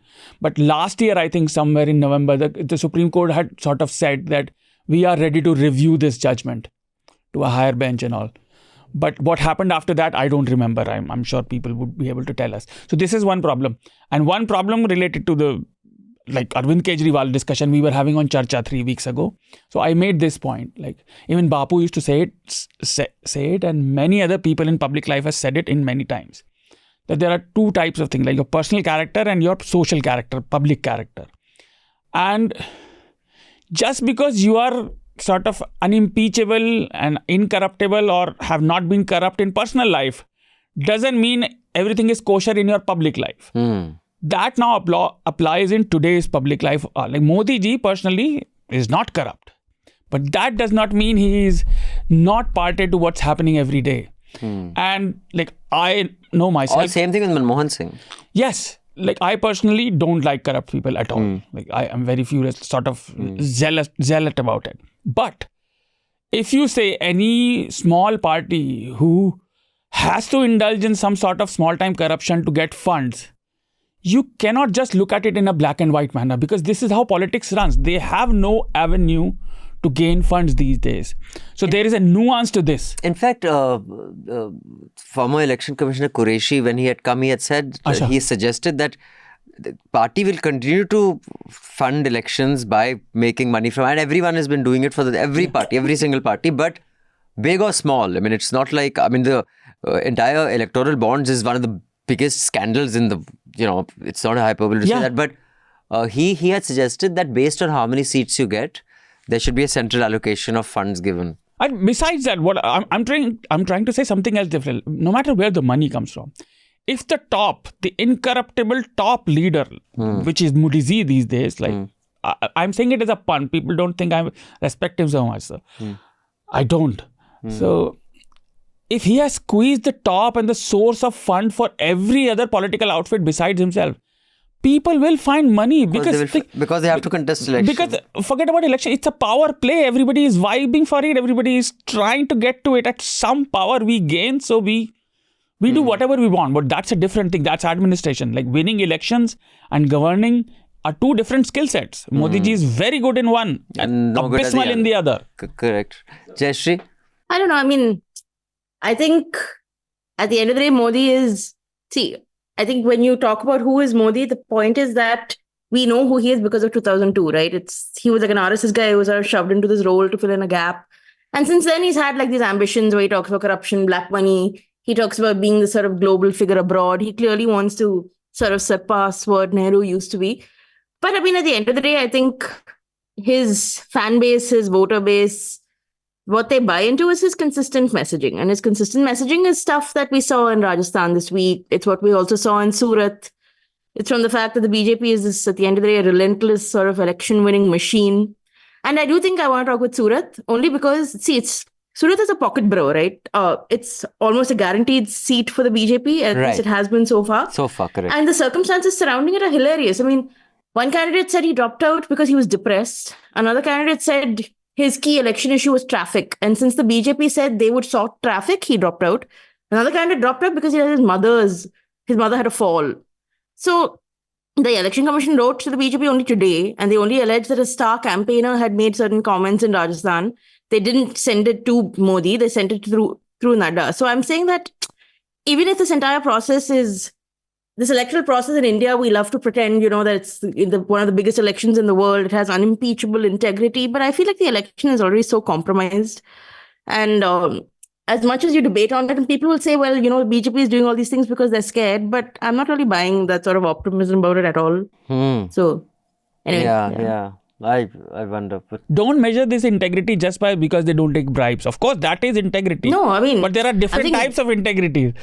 No. Yeah, see, if the mechanics of an election exist, and then that means we have a free and fair election, that means this is a free and fair election. But I feel like we should decouple those concepts in our mind. Like, a free and fair election doesn't just mean that a process or mechanics of it is followed. It's what is a free and fair election? It's about violations of the model code of conduct. It's about who has money and which party has the most money. It's about having cronies or whatever. Also, then there are several countries where networks are mandated that if you're giving X amount of coverage to one party, you have to give X amount to the other party. And there was a time where Doordarshan also used to have those mandates. If you're doing 3 stories on this, no matter who was in power, even compromised as it was, there had to be equal time to each party. But now, of course, that doesn't happen. So it's gone into a different zone completely. I think the very important thing, and that is, I'm hoping this Supreme Court case will bring it back, whether it's through the VVPAT. People have to start trusting the election. And for that, you cannot expect people that you have to change your view. You have to show that our systems are so robust that no matter how hard someone tries, they cannot mess with the fairness of an election. And that, according to me, no institution is actually going out of the way to try to do. Institutions that matter. And that is their prerogative. They have to say, look, this is so robust that they can be, nothing can go wrong. But anyway, we shall move on to the emails. We have several. We have about 7 left over from last week, so we'll cover those as well. And there are some questions to the panel in those emails. So I'm hoping we can answer those. So let's go with last week's mails first. Jayashree, will you please do the honors? Yeah. So. And if you want to write to us, we only entertain the emails of subscribers. So you can write to us at podcasts@newslaundry.com. I repeat, podcasts@newslaundry.com. Please keep your email below 150 words so we can include many, because as you've seen last week, there were so many we've got spilled over this week. To this week's, we're going to be spilled over next week. Or better still, just click on the link below. It'll open out this box and you can fill in your comment, your critique, your criticism or your questions. But we only entertain subscribers' mails, so you have to be a subscriber. Jayashree, please. Yes. So the first letter is from Sharath, who says, "Hi NL team. I want NL to ask this question, another election show. Is blocking of non-basmati rice from India?" Okay, he wants to ask a question on the blocking of non-basmati rice from India. This is a poll issue for Telangana, Andhra Pradesh, Tamil Nadu, Odisha, and Bengal farmers. I feel this should be one of the major issues as it impacts farmers and opposition in not using it, and also the excise on oil import. Both were implemented during COVID. This is also a data point as to why only non-basmati rice is blocked, as the PM is scared of Punjab farmers. Special kudos to Manisha and the nuisance team. I did not know about the blocking of non-basmati Even rice. I didn't actually, but well, thank you, Sarath. You have informed us and many of our listeners as well. But one thing I do know is India produces extraordinary amount of unnecessary rice. And that's a water-intensive crop. Right. So we should reduce it. Next letter is from Dhruv, who says in one of his recent interviews, Prashant Kishore mentioned he does not envision AAP to become a pole position party, as the party does not have a core ideology, unlike other national parties. Do you agree or disagree, and why? I don't know. I'll have to think about it. I mean, I get what he's saying, that every party has to have at least so far had to have this core base, which was, in case of Shiv Sena, was the Marathi Manus. That was before Hindutva also. It was the Maratha, that regionalism, that, the Dravidian parties, it is that Dravidian identity. With The Marxists BJP, also had their ideology. But their base. again, the Congress doesn't really have core ideology. What is the Congress's core ideology? So I think, I think in the near future, all parties are going to be driven by superstars. I don't see, I don't know what that will change to, but at least in the reality show age of digital media, where it's everyone's a reality show, there is Elvish Yadav and, even Dhruv, for example. I think Dhruv Rathi is doing phenomenal work. I saw his last 2-3 videos. I mean, I'm pretty certain if you see the last 4 months, his eyeballs will be more than many broadcasters, including their channels put together. That I think it's going to be driven by superstars. So whether it is a Trump, whether it is a Modi, whether it is a Kejriwal. So in that sense, I think it has a pan-India presence. Like I think people in general are also moving away from core ideology. They're attracted to personality. So. Aditya says, "Dear team, I'm responding as a long-time subscriber and admirer of the work you do, but a first-time writer. I generally love Hafta. The chat is peppered with Abhinandan's uncledom, which I see in myself as I age." Oh no, Aditya. Yes. But last night, be very careful, Aditya. But last night, I was doing a thorough read of your reporting after a long, long time, because there's no time otherwise. The stories stayed with me and were absolutely brilliant investigative pieces. Beyond the headlines, the story on Dharavi, PMJY, the BBC and ANI. It's a rare combination of your co-mission with stories that are rarely picked up in depth, especially the story on Dharavi's redevelopment. Long may it continue. Thank you so much, Aditya uncle, from Nikku uncle. But Tanishka is our the media. The cringe is real. The cringe is real, yeah. That's what these Zoomers and these Gen Xers tell me. But Dharavi was done by Pratik, if I'm not wrong, right? Dharavi was by Shweta Desai. I think it was a freelancer story. It was a very good report. Yeah. But yeah, thank you so much. You'll see a lot of good reporting coming during the elections also from the Northeast. Hopefully Karma is going to be doing a bunch of things with us. Next letter is anonymous. First, he said he wanted to write last week, but was driving and then forgot. I was 10 or 11 years old in 2004. The Congress had just won the election. Up until very recently, I remembered Sonia Gandhi not becoming Indian PM in 2004 because some political men being insecure and questioning her Italian heritage and calling her Gori ma'am. That was my reality, and I've always been bamboozled by the pettiness of so-called leaders. I assume my take was wrong. And if I was extremely harsh on such politicians. Can you shed some light on your understanding of this as journalists? if in fact I am correct in my recollection, surely it takes a heck of courage to go back and still be a politician when you've been ripped apart just for being you. Part of me really wants to be wrong about my recollection. So on the The first... second email says, the talk on national leaders overpowering local MLA MPs during an election and centralizing power led me to think if there should be an election commission guideline that prevents parties from naming a PM or CM candidate. If there isn't a named person, then votes can't be asked for a leader, but only on ideas and issues. Because there's no single face, ideas have to be clearly presented, and then you'll see weak leaders putting their own foot in their mouths quite often. The public will have to choose to go with them or not. People do tend to justify their local candidates' shitty politics by falling back on, I voted for Modi or something on that sort. How possible is this from the EC? Thanks for filling my weekends with stuff. Give my regards to Atul. And to Manisha, thank God for nuisance.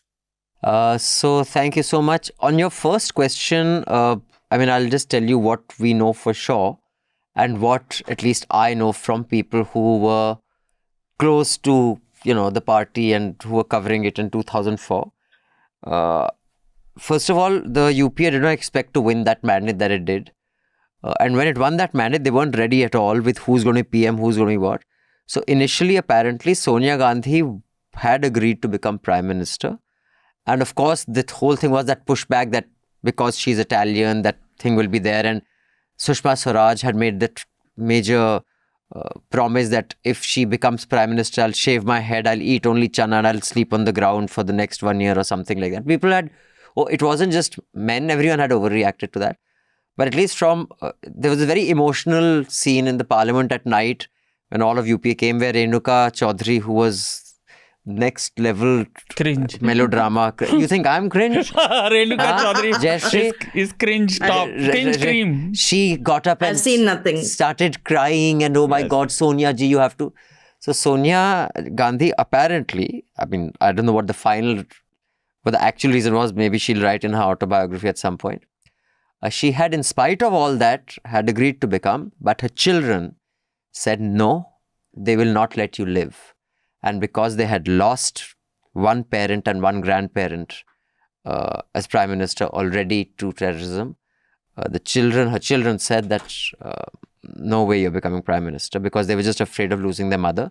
That's what I've been told. That is what actually swung it, with her saying, okay, I won't. And the entire story is also that she never even wanted Rajiv to get into politics, right? She was highly resistant. He wanted a quiet life, but then he said, Mummy needs me, so he got into politics himself. She also wanted to stay away, but then she sort of had to go into it. So I do think it was a smart choice to not make her Prime Minister. There is another angle to this. So one, we all know anecdotes, but even some Congress supporters like Sharad Pawar is the most famous one. He also left. He also objected to it. And there is a historical context to it. Right? Now, and we can say that we don't think it's right or it's quite bigoted. But that is also passing a judgment. Within 100 years of such a long enslavement, colonization, people do feel that someone who's born in your country should be one. No, I completely... In fact, I think if you were to ask me what my personal view is, I was just asked the question of what happened then. If you ask my personal view, I think it need not be a law, but it would be good politics, and for very good reason. I think if you are especially European born, or, of white origin, or any... India is, ethnically we are diverse enough. I think if you're not ethnically Indian, you should not be Prime Minister of India. I believe that. But whether it's right, wrong, that's a different issue. We can go into it. But the reason she turned it down, apparently, from what I know, was what I said. Because he wanted our view on the sort of point of view also, where should she have become a PM or not. If you look at US, still, if you're not by birth a US citizen, you cannot be a president. You may be a senator or congressman. But or a governor. I think had Ani been born in America, he'd be president of the United States. No, it's a fact, dude. The guy he has the, base, he has popularity across Democrats and Republicans. He's the only Republican who can really give it to Trump in the face. If he was born in America, he's the only one who I think from the Republican Party who could have completely destroyed Trump. So, that's the thing. And his Anonymous's other point was, can EC pass a rule that there should be no PM, CM candidate? This is, I think, you are trying to sort of suppress human tendencies. But why? But also, what is the point? Yeah, I mean, exactly. Yeah. And it's What not would it even do? fair. Yeah. Right. Some people are always more charismatic and they That's will fine. shine. That's good enough. That's fine. This next letter is from Chetan, who says, "Hi, NL team. Shout out to you guys for the electoral bonds articles and coverage. I'm a Newslaundry subscriber planning to upgrade to your joint subscription once my current one ends. Yes. I want to know if News Minute will follow your model of not monetizing their YouTube videos. It would be great if they could. In fact, I think it's Also already possible- happened. They already demonetized Chetan. I'll confirm with Dhanya and Vignesh, but from what I recall, their YouTube has been demonetized. Also, if possible, can you team let me know where Manisha is holding another election show in Bangalore? I'd love to meet her and give her some surprise goodies. I thoroughly love Pakka politics and What's Your Ism. My small suggestion is, can News Minute also have a weekly podcast on the lines of Hafta and Charcha, maybe in Tamil and Kannada and Telugu? And you guys can alternate panelists from both these teams. That'll help you diversify efforts of both organizations. I know it's a great ask considering the financial constraints, but I believe in our NL and TNM family that they can pull off this most difficult one. And you guys are known for that.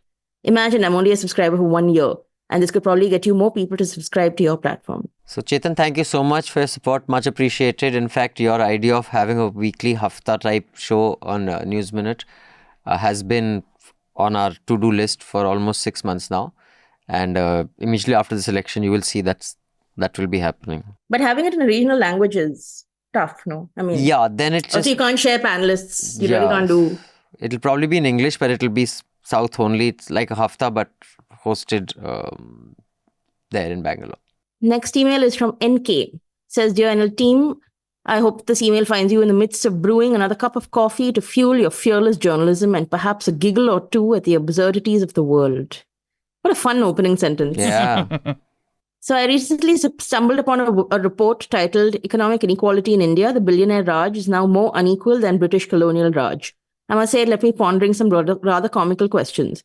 First, does the billionaire Raj come with a membership card, perhaps a secret handshake? I'm asking for a friend who's still waiting for their invite.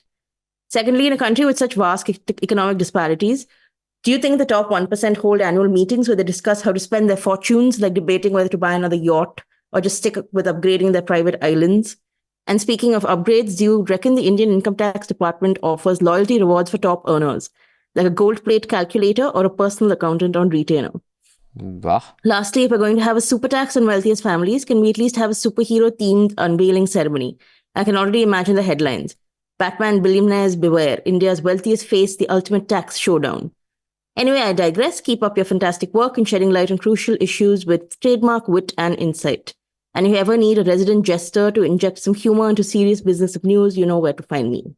Nice, NK. Thank was you a so fun much. email. That was a fun email. Enjoyable. Also, we discussed exactly this on Hafta this week.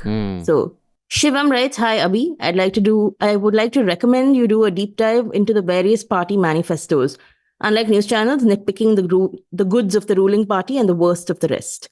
Specifically, if you could address it in the podcast, what do you think of the CPIM's point of getting rid of nuclear power?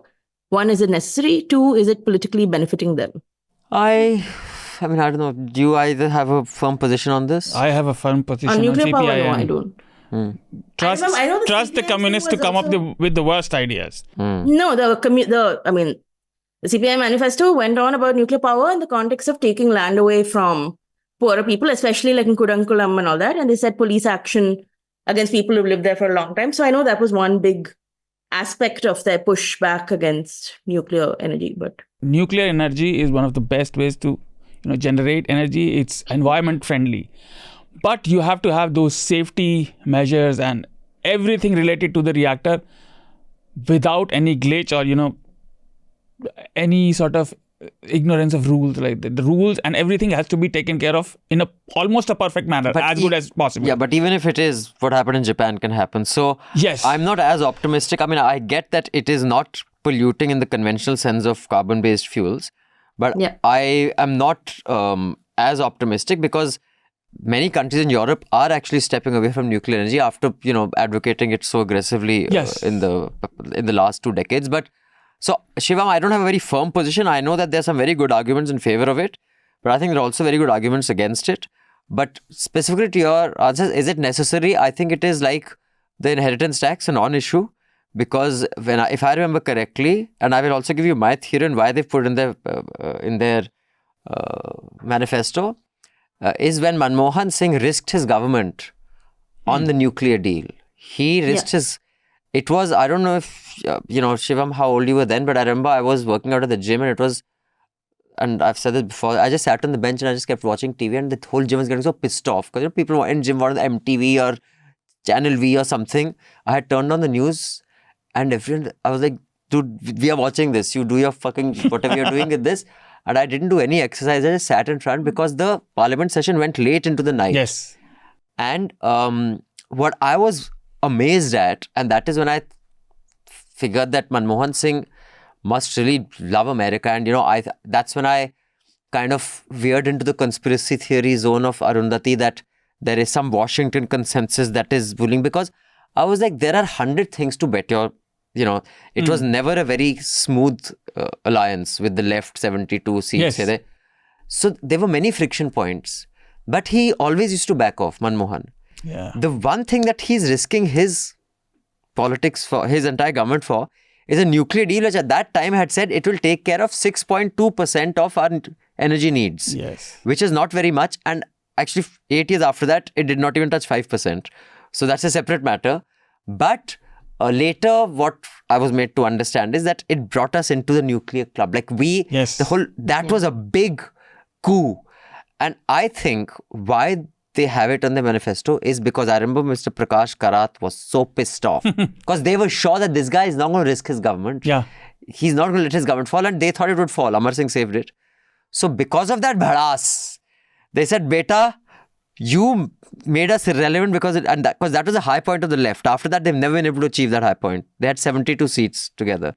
So because of that bhadas, they said, we can't undo that.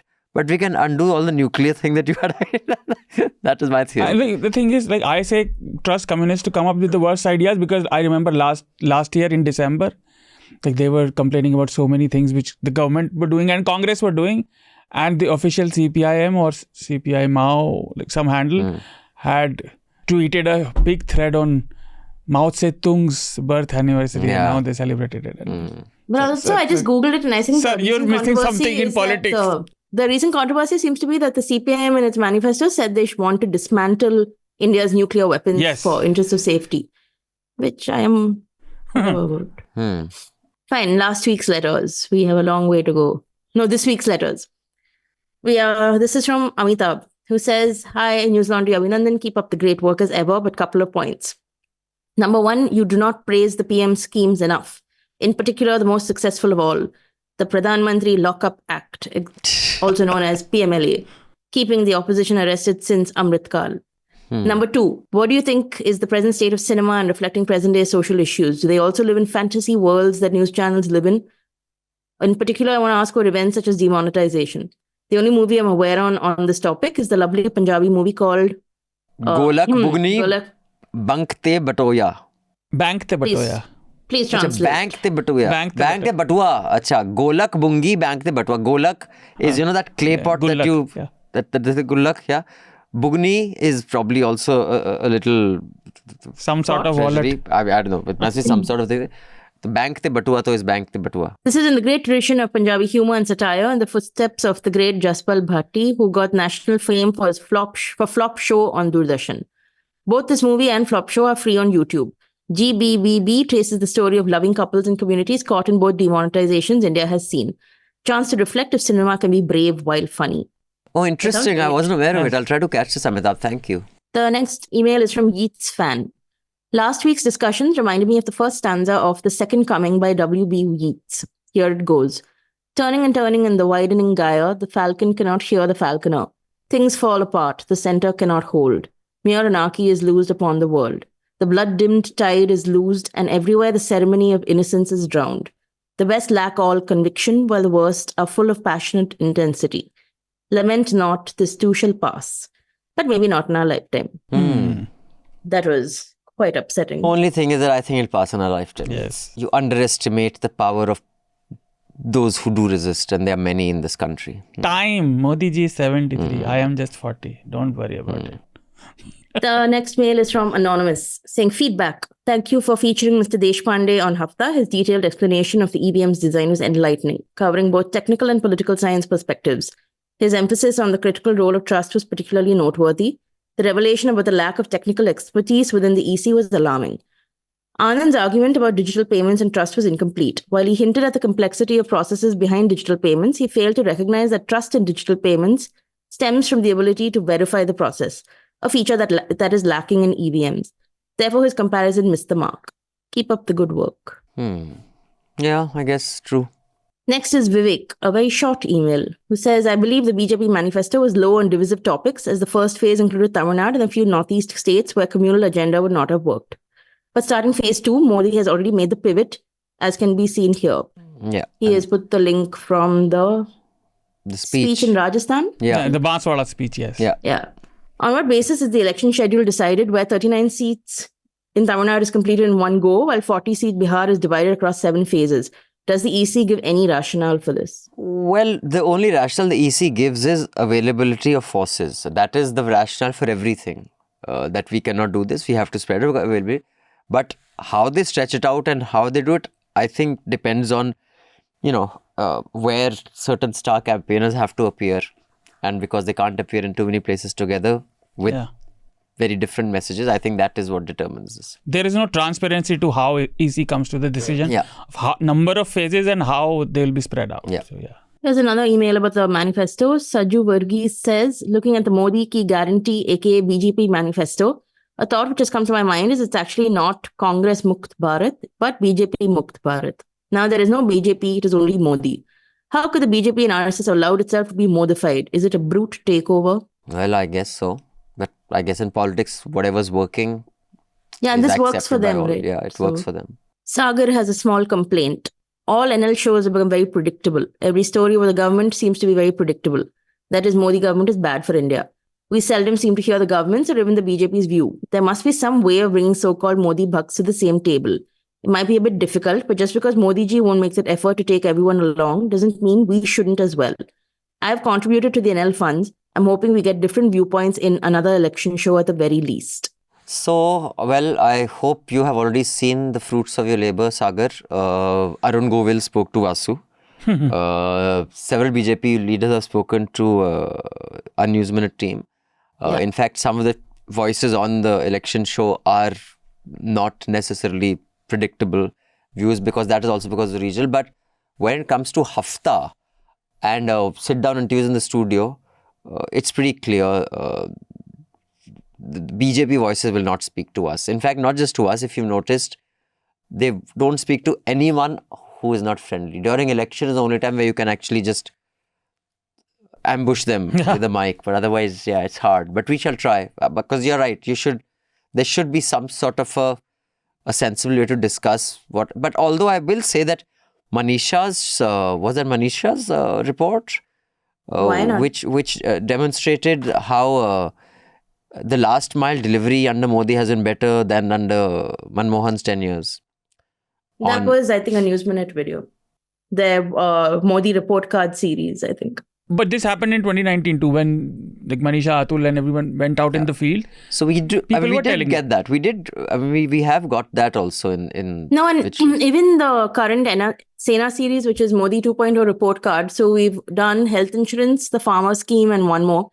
And if you read the health insurance piece, it's actually quite complimentary to the Modi government, because at the end of the day, it has succeeded in doing a lot. So obviously there are criticisms, but the piece itself does not really throw the Modi government under the bus and say everything is wrong. It's a pretty balanced piece. Anyway, next email is from Ibrahim. It says, hi, NL team. Great to see Srinivas and Jain back on the road with a red mic. I'm excited about this series. I was a huge fan of Truth versus Hype of NDTV. I would have loved it if we'd call the series the same thing. I also like Jane's India report on Al Jazeera. NDTV was my go-to site for daily news, but after the takeover, I feel really sad to see a great Indian brand go join the Godi. I hope Newslaundry is able to take the baton forward like NDTV and do a better job.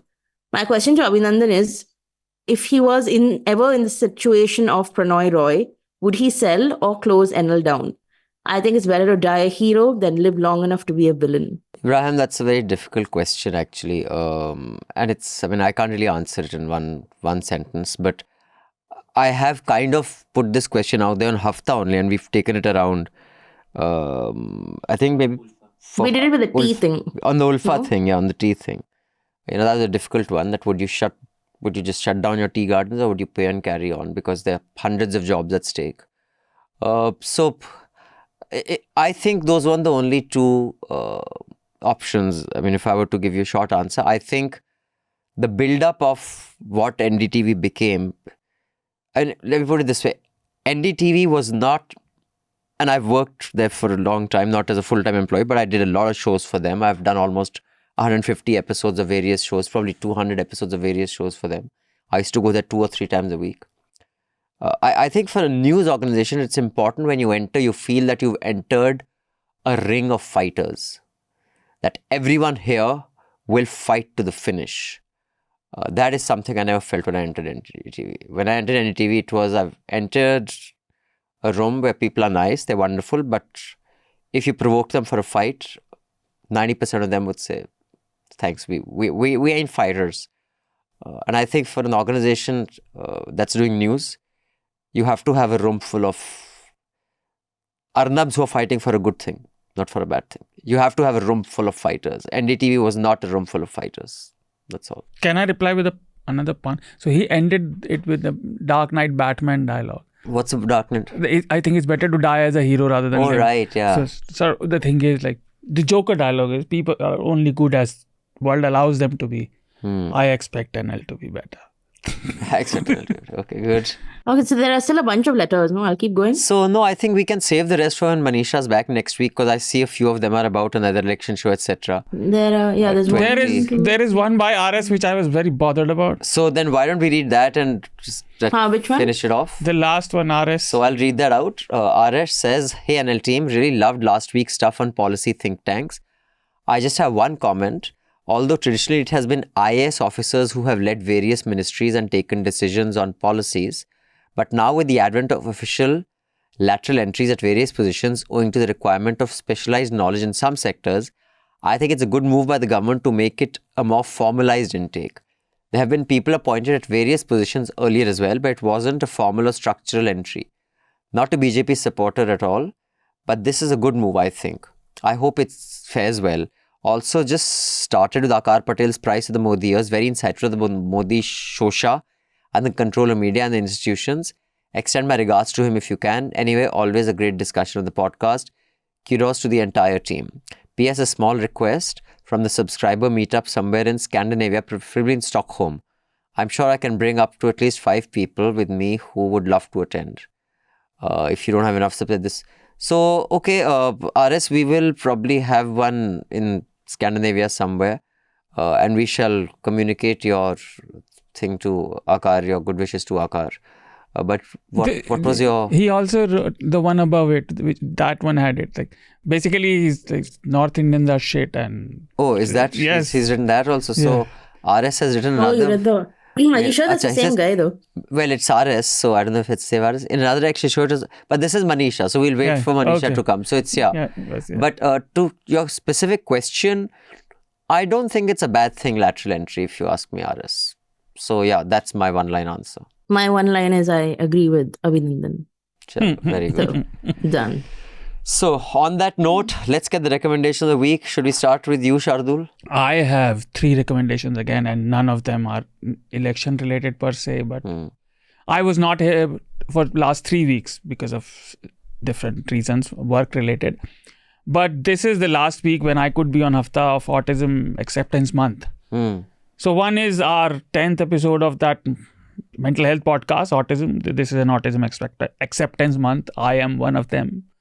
Read about it and how people are contributing, and as more autistic and other neurodivergent people are included into different corporate circles, you'll find out that the new ways of innovations are coming up, because we tend to think differently and tend to be very earlier in our ways. We won't budge just because you want us to. So the second one is X97. So X-Men used to be an analogy for racism, how it began the comic, but has always been sort of a signifier of how normal, quote-unquote, normal people treat different people in society. So X97, the Marvel has sort of renewed that old animated series, and it's 6 or 7 episodes have been aired, and they're amazing. Some breath of fresh air back in some type of content. So that. And the last is like my previous one, I am consuming in personal life and in digital life, sort of old romantic stuff again. So another one of my favorites, old movie of Michelle Pfeiffer and George Clooney. It's not that big a hit, but I really love it. Is it One Fine Day? Yes, One Fine Day. I love that movie. Because Michelle Pfeiffer, for those who don't know, the best. It's a new one. Oh no, Very old. When I was a teenager. Oh, I see. Okay. So, I think it It was used to come on Star Movies a lot. Yes, 97, 98 movie. One Yeah. Fine Day is not a boy's or a girl's love. It's a man's or a woman's love. But it's a very fine, fun, a lot of tropes, but great movie. So these three. All right. Thank you. Jayashree? Love One Fine Day. Yeah, so I have two recommendations. The first is a long read in Boom Live's Decode section. It's on how the Arambai Tengol mobilized youth in Manipur, especially how they use social media to do it. And now they have about 65,000 members, though I think only a portion of them are armed. And it's very interesting. For example, it says how an award-winning mighty singer known by his stage name Tapta resorted to vitriolic lyrics to attack the Kukizo community with songs containing strong elements of hate. The series of songs called Cookie Land put the onus entirely on the Kukizos for the conflict in Manipur and suggested ethnic cleansing as the only way to achieve peace. The song was later taken down on YouTube, but by then it's become a huge hit. It's picked up widely across social media. And it also talks about how a lot of mainstream media organizations wanted to really tackle the misinformation that was in Manipur at the time. But, there's too much of a language divide. There was inability to really access the kind of misinformation they were seeing online. So it resulted in this. So the story is headlined Bullets and Beats, How a Radical Militant Group Wooed Manipuri Youth. And my second recommendation is, yes, it is Knife by Salman Rushdie. So basically this is after he was knifed a couple of years ago. It was in August. He was speaking at an event and then he fell and then he sort of vanished from the public eye for a long time after that. So it's a very short book. It's about him coming to terms with his injuries. He writes about how he combed through literature and, Greek mythology because he also wanted to find somebody else who lost an eye. He lost an eye to the attack. Odin. And finally he's... No, Odin is Norse. Norse mythology. No. It's not He Greek. has... The one real-life character that he said really inspired him is Tiger Patori, which I thought was quite interesting. He said if Tiger Patori had only one eye and could face the wild bowlers of the West Indies, then he could learn how to pour water into a glass without spilling. And the thing about Salman Rushdie is, he writes about suffering and, he has this imagined series of interviews with his assassin whom he calls Ass.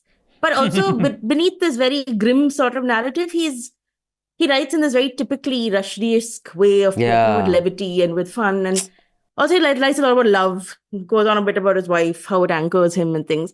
And look, the thing is, he's still an asshole, but the man can really write. Yeah, so man. That's I enjoyed Knife. What I loved about his film, Joseph Anton was called, right? Joseph Anton, the autobiography. Who, like you said, is such a dick, but is so aware of him being a dick. Yes. And can write about it. I was like, dude, this is like meta. Like, he is a self-indulgent dick, but what is rare is that he knows he's a self-indulgent dick. Yes, that is and he presents it with this sort of nimble, light-hearted sort of touch, and it's really good to read. No, but I'm looking forward to it because the last book of his that I read, that one which he had, Enchantress of Florence, which was so bad. One, no? Very I don't know, did he write anything after that? Because that was the last time I tried, because before that I've read Shame. He did. Arun, he came out with one last year, Victor Knights. The Victory. Enchantress of Florence was so bad that I was like, dude, what's happened to him? So I'm very excited about the new one. Chalo, thank you. I'm Success defeats everyone. Yeah, man.